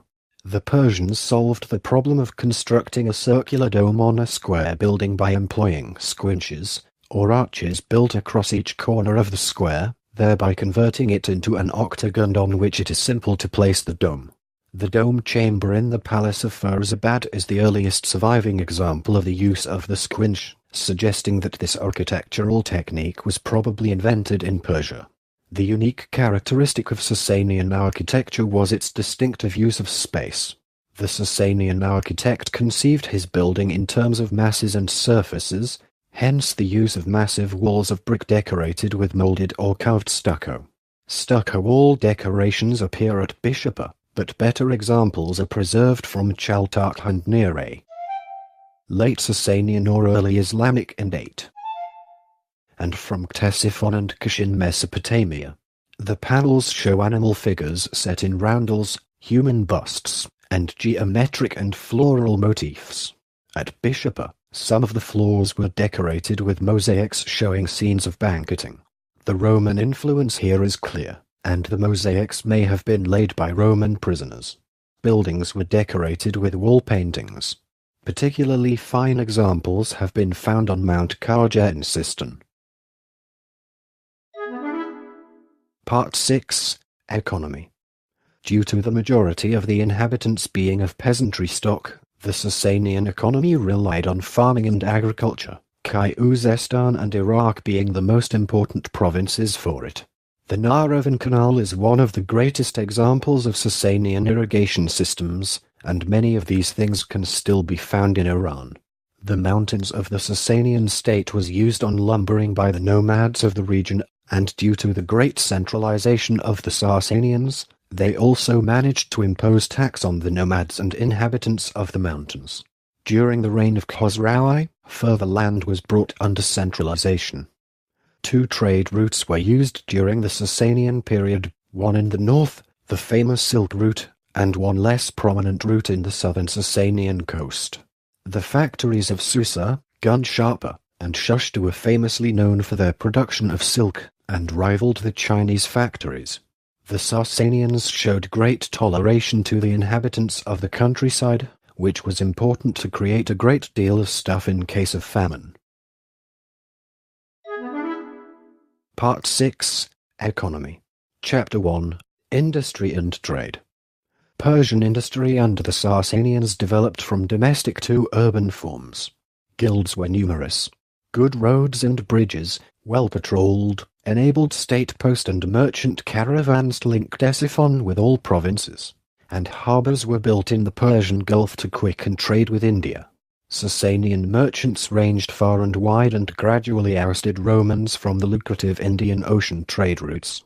Recent archaeological discovery has shown an interesting fact that Sassanians used special labels, commercial labels, on goods as a way of promoting their brands and distinguish between different qualities. Khosrau further extended the already vast trade network. The Sassanian state now tended toward monopolistic control of trade, with luxury goods assuming a far greater role in the trade than heretofore, and the greater activity in building of ports, caravanserai, bridges and the like was linked to trade and urbanization. The Persians dominated international trade, both in the Indian Ocean, Central Asia and South Russia, in the time of Khosrau, although competition with the Byzantines was at times intense. Sassanian settlements in Oman and Yemen testify to the importance of trade with India, but the silk trade with China was mainly in the hands of Sassanian vassals and the Iranian people, the Sogdians. The main exports of the Sassanians were silk, woolen and golden textiles, carpets and rugs, hides, and leather and pearls from the Persian Gulf. There were also goods in transit from China, paper, silk, and India, spices, which Sassanian customs imposed taxes upon, and which were re-exported from the empire to Europe. It was also a time of increased metallurgical production, so Iran earned a reputation as the armory of Asia. Most of the Sassanian mining centers were at the fringes of the empire, in Armenia, the Caucasus and above all, Transoxania. The extraordinary mineral wealth of the Pamir Mountains on the eastern horizon of the Sasanian Empire led to a legend among the Tajiks, an Iranian people living there, which is still told today. It said that when God was creating the world, he tripped over Pames, dropping his jar of minerals, which spread across the region. Part 7. Religion. Part 7, Religion. Chapter 1, Zoroastrianism. Under Parthian rule, Zoroastrianism had fragmented into regional variations which also saw the rise of local cult deities, some from Iranian religious tradition but others drawn from Greek tradition too. Greek paganism and religious ideas had spread and mixed with Zoroastrianism when Alexander the Great had conquered the Persian Empire from Darius III, a process of Greco-Persian religious and cultural synthesization which had continued into the Parthian era too. But under the Sassanids, an orthodox Zoroastrianism was revived and the religion would undergo numerous and important developments. Sassanid Zoroastrianism would develop to have clear distinctions from the practices laid out in the Avesta, the holy books of Zoroastrianism. It is often argued that the Sassanid Zoroastrian clergy later modified the religion in a way to serve themselves, causing substantial religious uneasiness. Specification needed. Sassanid religious policies contributed to the flourishing of numerous religious reform movements, most importantly the Mani and Mazdak religions. The relationship between the Sassanid kings and the religions practiced in their empire became complex and varied. For instance, while Shaharai tolerated and encouraged a variety of religions and seems to have been a Zervanite himself, religious minorities at times were suppressed under later kings, such as Bahram II. Shapur II, on the other hand, tolerated religious groups except Christians, whom he only persecuted in the wake of Constantine's conversion.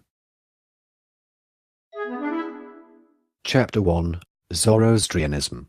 Section 1.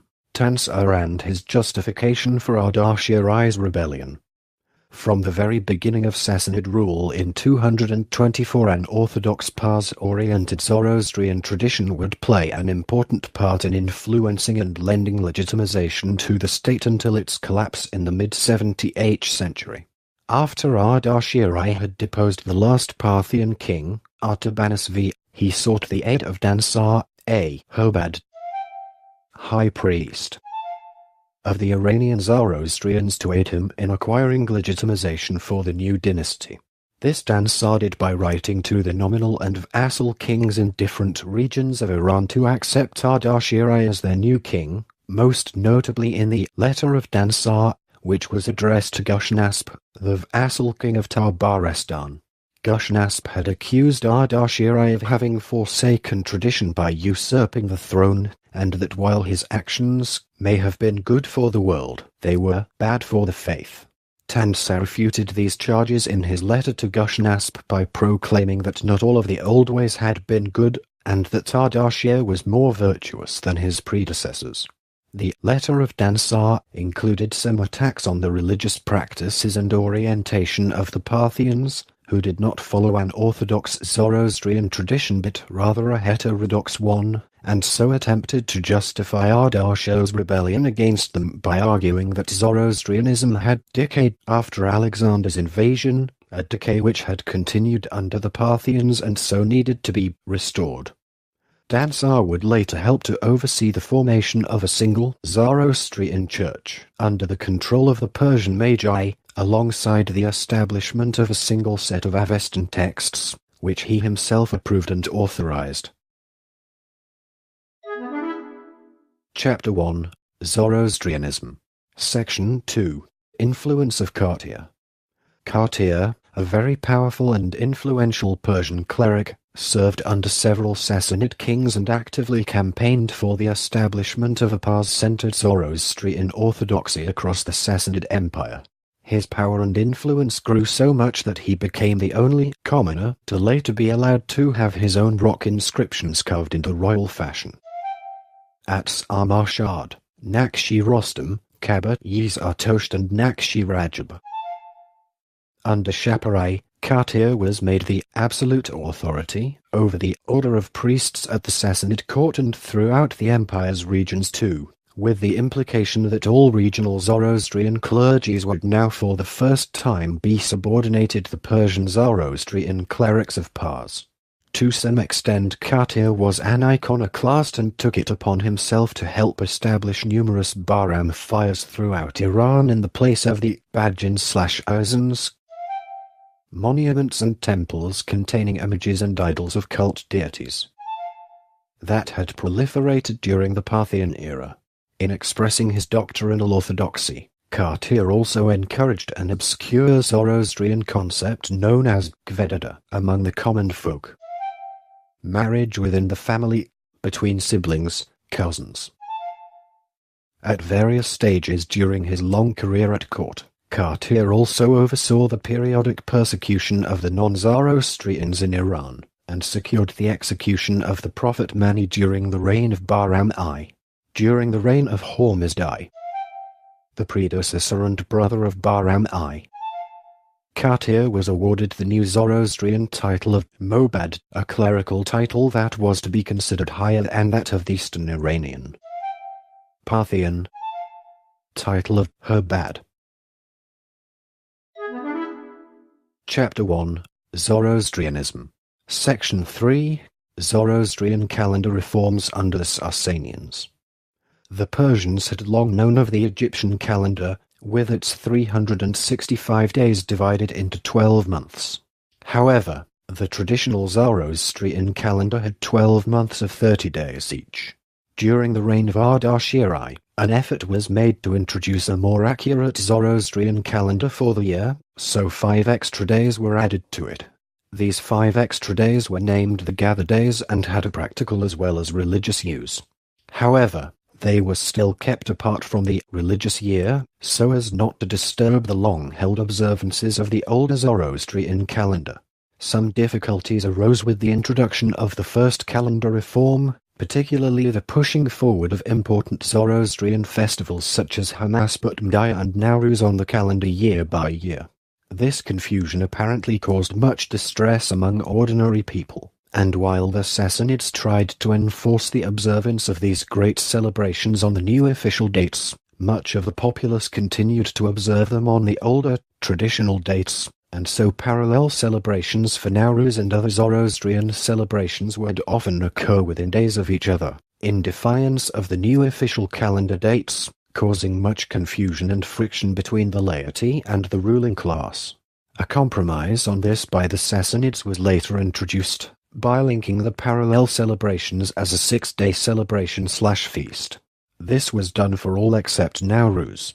A further problem occurred as Nowruz had shifted in position during this period from the spring equinox to autumn, although this inconsistency with the original spring equinox date for Nowruz had possibly occurred during the Parthian period too. Further calendar reforms occurred during the later Sassanid era. Ever since the reforms under Ardashiri there had been no intercalation. Thus, with a quarter day being lost each year, the Zoroastrian holy year had slowly slipped backwards, with Nowruz eventually ending up in July. A great council was therefore convened and it was decided that Nowruz be moved back to the original position it had during the Achaemenid period, back to spring. This change probably took place during the reign of Kavad I in the early 6th century. Much emphasis seems to have been placed during this period on the importance of spring and on its connection with the resurrection and Frashjud. Chapter 1, Zoroastrianism. Section 4, 3 Great Fires.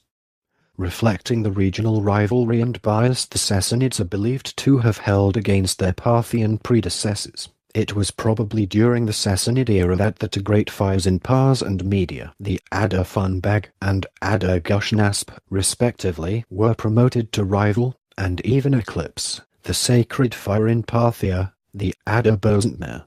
The Ada Bozantmer, linked in legend with Zoroaster and Vishtaspa. The first Zoroastrian king was too holy for the Persian Magi to put an end to veneration for it. However, it was demoted during the Sassanid era. It was therefore during the Sassanid era that the 3 great fires of the Zoroastrian world were given specific associations.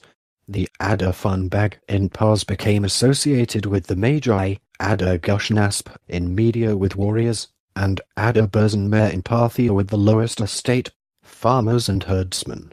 The Ada Gushnasp eventually became, by custom, a place of pilgrimage by foot for newly enthroned kings after their coronation. It is likely that during the Sassanid era that these three great fires became central places for pilgrimage among Zoroastrians.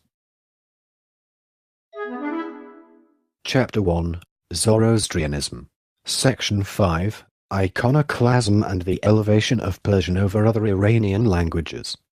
The early Sassanids ruled against the use of cult images in worship, and so statues and idols were removed from many temples, and where possible, sacred fires were installed instead. This policy extended even to the non-Iran regions of the empire during some periods.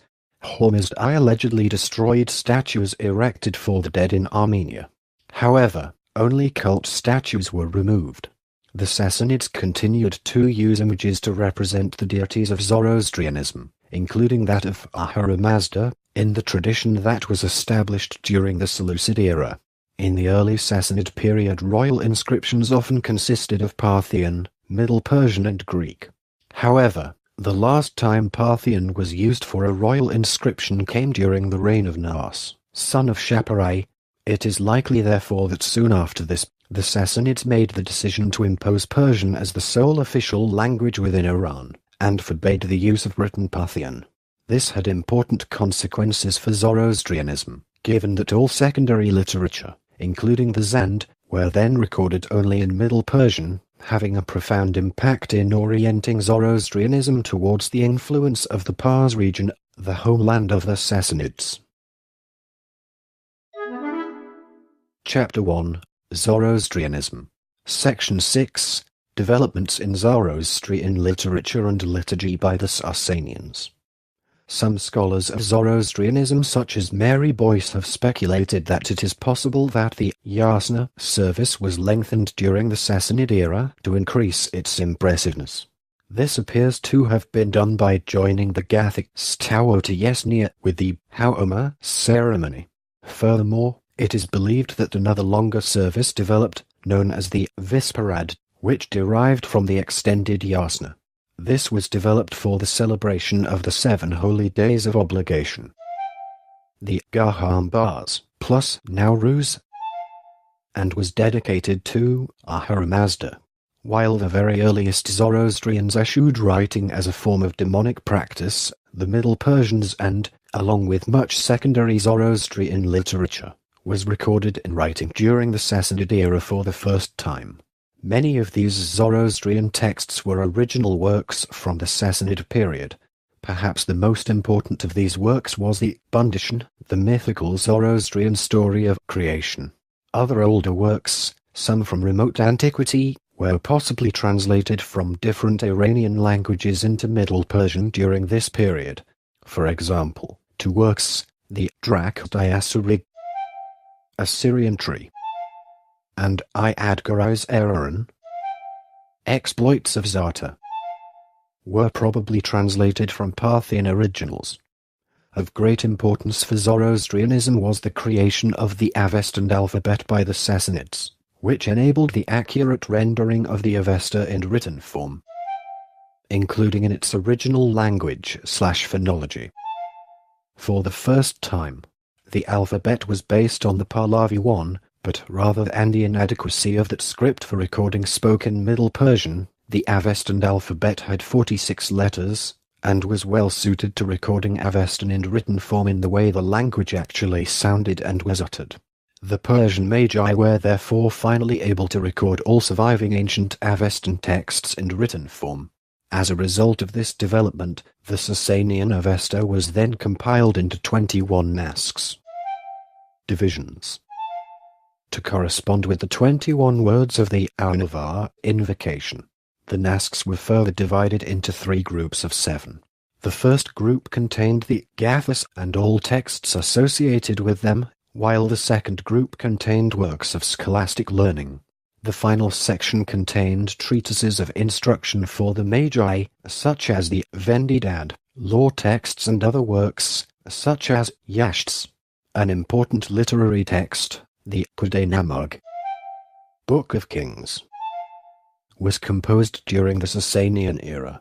This text is the basis of which the later Shahnameh Aferd Awi drew from. Another important Zoroastrian text from the Sasanian period includes the Dadastani Menogi Krad. Judgments have the spirit of wisdom. Part 7, Religion. Chapter 2, Christianity. Christians in the Sasanian Empire belonged mainly to the Nestorian Church, Church of the East, and the Jacobite Church, Syriac Orthodox Church, branches of Christianity. Although these churches originally maintained ties with Christian churches in the Roman Empire, they were indeed quite different from them.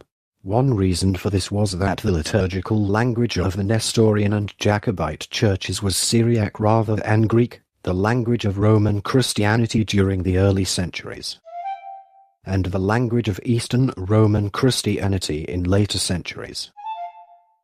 Another reason for a separation between Eastern and Western Christianity was strong pressure from the Sasanian authorities to sever connections with Rome, since the Sasanian Empire was often at war with the Roman Empire. Christianity was recognized by King Yazdjerd I in 409 as an allowable faith within the Sasanian Empire. The major break with mainstream Christianity came in 431, due to the pronouncements of the First Council of Ephesus. The council condemned Nestorius, a theologian of Cilician/Cilician origin and the Patriarch of Constantinople, for teaching a view of Christology in accordance with which he refused to call Mary, the mother of Jesus Christ, Theotokos, or Mother of God. While the teaching of the Council of Ephesus was accepted within the Roman Empire, the Sasanian Church disagreed with the condemnation of Nestorius' teachings. When Nestorius was deposed as Patriarch, a number of his followers fled to the Sasanian Empire. Persian emperors used this opportunity to strengthen Nestorius' position within the Sasanian Church, which made up the vast majority of the Christians in the predominantly Zoroastrian Persian Empire, by eliminating the most important pro-Roman clergymen in Persia and making sure that their places were taken by Nestorians. This was to assure that these Christians would be loyal to the Persian Empire, and not to the Roman. Citation needed. Most of the Christians in the Sasanian Empire lived on the western edge of the empire, predominantly in Mesopotamia, but there were also important extant communities in the more northern territories, namely Caucasian Albania, Lazica, Iberia, and the Persian part of Armenia.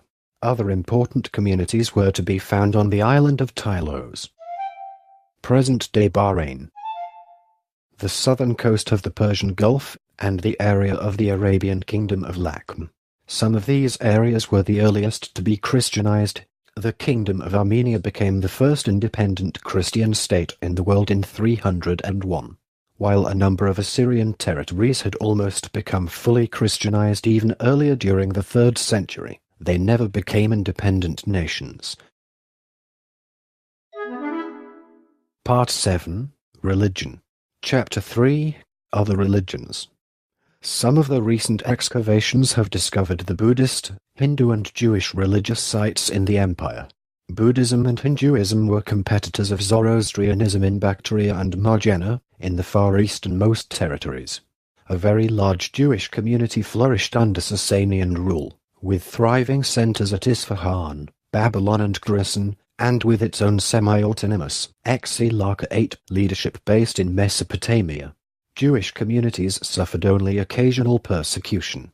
They enjoyed a relative freedom of religion and were granted privileges denied to other religious minorities. Shaparai, Shabamalka in Aramaic, was a particular friend to the Jews. His friendship with Shmuel produced many advantages for the Jewish community.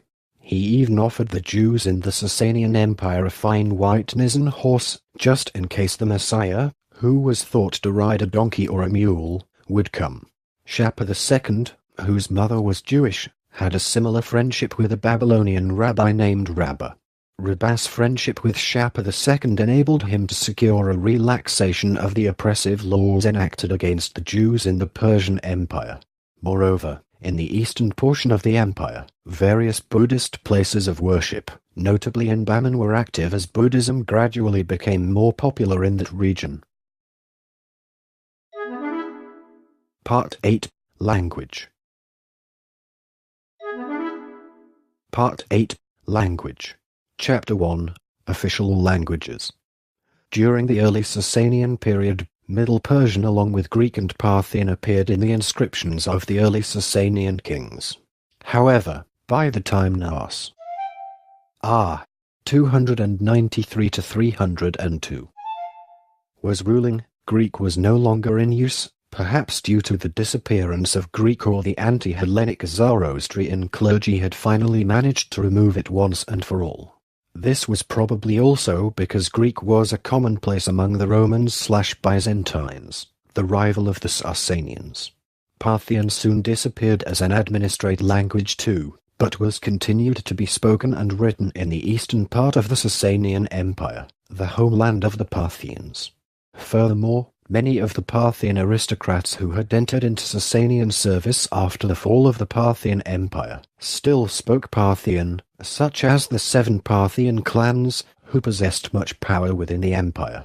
Sometimes one of the members of the clans would even protest against Sasanian rule. Aramaic, like in the Achaemenid Empire, was widely used in the Sasanian Empire, and provided scripts for Middle Persian and other languages. Part 8. Language. Chapter 2. Regional languages. Although Middle Persian was the native language of the Sassanians, who, however, were not originally from Pars, it was only a minority spoken language in the vast Sasanian Empire. It only formed the majority of Pars, while it was widespread around Media and its surrounding regions. However, there were several different Persian dialects during that time. Besides Persian, Adhari along with one of its dialects, Tati, was spoken in Azerbaijan, Azerbaijan. Dalimite and Galaki was spoken in Gilan, while Mazandarani, also known as Tabari, was spoken in Tabristan. Mazandaran. Furthermore, many other languages and dialects were spoken in the two regions.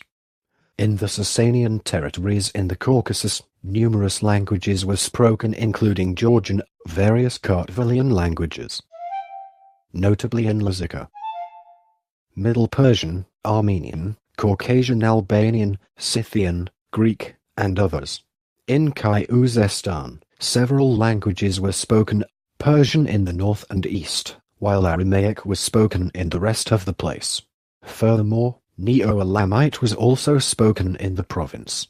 In Meshan, the Aramans, along with settled Arabs, known as Messenian Arabs, and the nomadic Arabs, formed the Semitic population of the province along with Nabatean and Palmyrene merchants. Iranians had also begun to settle in the province, along with the Zut, who had been deported from India. Other Indian groups such as the Malays may also have been deported to Meshan, either as captives or recruited sailors. In Asaristan the majority of the people were Aramaic-speaking Nestorian Christians, while the Persians, Jews and Arabs formed a minority in the province. Due to invasions from the Scythians and their subgroup, the Alans into Azerbaijan, Armenia, and other places in Caucasus, the places gained a larger, although small, Iranian population. Parthian, along with other Iranian dialects and languages, was spoken in Khorasan, while to the further east in places which were not always controlled by the Sassanians, Sogdian, Bactrian and Khwarezmian was spoken. To the further south in Sistan, a place which during the Parthian period saw an influx of Scythians to the place, Sistani was spoken. Kerman was populated by an Iranian group which closely resembled the Persians, while to the further east in Paraton, Tran and Makran, Balochi and non-Iranian languages were spoken. In major cities such as Gundshapa and Ctesiphon, Latin, Greek and Syriac was spoken by Roman/Byzantine prisoners of war. Furthermore, Slavic and Germanic was also spoken in the Sasanian Empire, once again due to the capture of Roman soldiers. Part 9, Legacy and Importance. The influence of the Sasanian Empire continued long after it fell.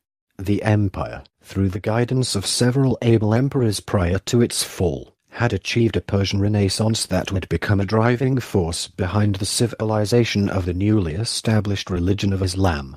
In modern Iran and the regions of the Iranisphere, the Sasanian period is regarded as one of the high points of Iranian civilization. Part 9, Legacy and Importance. Chapter 1, in Europe. Sasanian culture and military structure had a significant influence on Roman civilization. The structure and character of the Roman army was affected by the methods of Persian warfare. In a modified form, the Roman imperial autocracy imitated the royal ceremonies of the Sasanian court at Ctesiphon, and those in turn had an influence on the ceremonial traditions of the courts of medieval and modern Europe.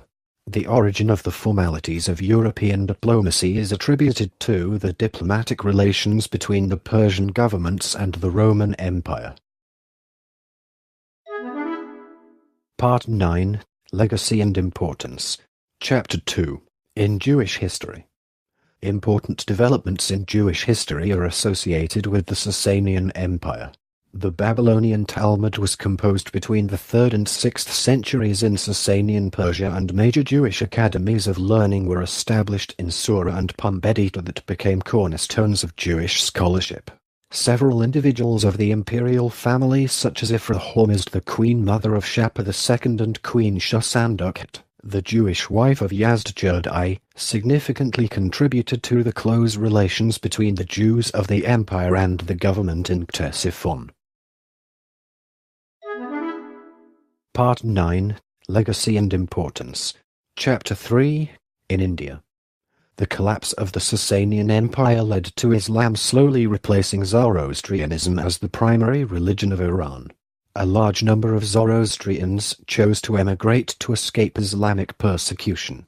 According to the Qissa-i Sanjan, one group of those refugees landed in what is now Gujarat, India, where they were allowed greater freedom to observe their old customs and to preserve their faith. The descendants of those Zoroastrians would play a small but significant role in the development of India.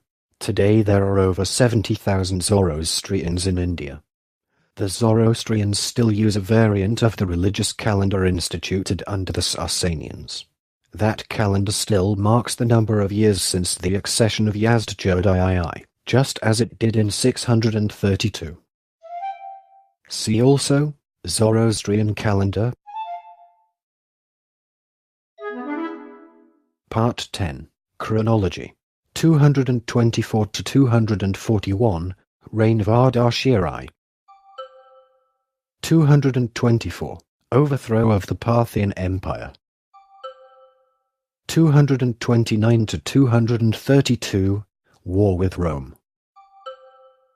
Zoroastrianism is revived as official religion. The collection of texts known as the Zendavesta is assembled 241 to 271, reign of Shapur I the Great. 241 to 244, war with Rome. 252 to 261, war with Rome. Decisive victory of Persian at Edessa and capture of Roman Emperor Valerian. 215 to 271, Mani, founder of Manichaeanism. 271 to 301, a period of dynastic struggles. 283, war with Rome. 293, revolt of Naas. 296 to 8, war with Rome. Persia cedes 5 provinces east of the Tigris to Rome. 309 to 379, reign of Shapur II the Great. 325, Shapur II defeats many Arab tribes and makes the Lakhmid kingdom his vassal. 337 to 350, first war with Rome with relatively little success. 359 to 363, second war with Rome. Rome cedes northern and eastern Mesopotamia, Georgia and Armenia including 15 fortresses as well as Nisibis to Persia. 387. Armenia partitioned into Roman and Persian zones 399 to 420, reign of Yazdjerd I the Sinner. 410. Church of the East formalized at the Synod of Isaac under the patronage of Yazdjerd. Christians are permitted to publicly worship and to build churches. 416 to 420. Persecution of Christians as Yazdjerd revokes his earlier order 420 to 438, reign of Bahram V. 421 to 422, war with Rome. 424, Council of Dadishu declares the Eastern Church independent of Constantinople. 428, Persian zone of Armenia annexed to Sasanian Empire 438 to 457, reign of Yazdjerd II. 440, war with the Byzantine Empire, the Romans give some payments to the Sassanians. 449 to 451, Armenian Revolt. Battle of Averay fought in 451 against the Chrysatian Armenian rebels led by Vardan Mamukonian. 482 to 3, Armenian and Iberian Revolt. 483, Edict of Toleration granted to Christians 484, Perozai defeated and killed by Hephthalites. The Nvarsak Treaty grants the Armenians the right to profess Christianity freely. 491, Armenian Revolt. Armenian Church repudiates the Council of Chalcedon. Nestorian Christianity becomes dominant Christian sect in Sasanian Empire 502 to 506, war with the Byzantine Empire. In the end the Byzantine Empire pays £1,000 of gold to the Sasanian Empire. The Sassanians captures Theodosiopolis and Martyropolis. Byzantine Empire received a Mida for £1,000 of gold. 526 to 532, war with the Byzantine Empire. Treaty of Eternal Peace. The Sasanian Empire keeps Iberia and the Byzantine Empire receives Lysica and Pers Armenia. Byzantine Empire paid tribute £11,000 gold year 531 to 579, reign of Khosrau I, with the immortal soul. Anushirvan. 541 to 562, war with the Byzantine Empire. 572 to 591, war with the Byzantine Empire. 580, the Sassanians under Hormizd IV abolished the monarchy of the Kingdom of Iberia. Direct control through Sassanian appointed governors starts. 590, rebellion of Bahram Chobin and other Sassanian nobles. Khosrau II overthrows Hormizd IV but loses the throne to Bahram Chobin.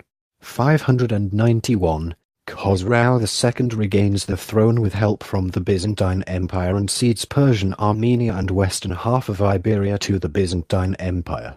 593, attempted usurpation of Hormizd V. 595 to 602, rebellion of Vistam. 603 to 628, war with the Byzantine Empire. Persia occupies Byzantine Mesopotamia, Anatolia, Syria, Palestine, Egypt and the Transcaucasus, before being driven to withdraw to pre-war frontiers by Byzantine counter-offensive. 610, Arabs defeat a Sasanian army at Hukar. 626, unsuccessful siege of Constantinople by Avars, Persians, and Slavs. 627, Byzantine Emperor Heraclius invades Sasanian Mesopotamia. Decisive defeat of Persian forces at the Battle of Nineveh. 628, Khalid II overthrows Khosrau II and becomes Shahanshah. 628, a devastating plague kills half of the population in western Persia, including Khalid II. 628 to 632, Civil War. 632 to 644, reign of Yazdjerd II. 636, decisive Sassanian defeat at the Battle of Al-Qadisiyah during the Islamic conquest of Iran 641, the Muslims defeats a massive Sassanian army with heavy casualties during the Battle of Nehawand. 644, the Muslims conquer Khorasan, Yazdjad becomes a hunted fugitive. 651, Yazdjad fled eastward from one district to another, until at last he was killed by a local miller for his Persat Merv. Present-day Turkmenistan. Ending the dynasty. Yazdjad is given a burial by the Assyrian bishop Mar Gregory. His son, Perozii, and many others went into exile in China. This recording is a derivative work from Wikipedia. For more information, please visit www.frogcast.org.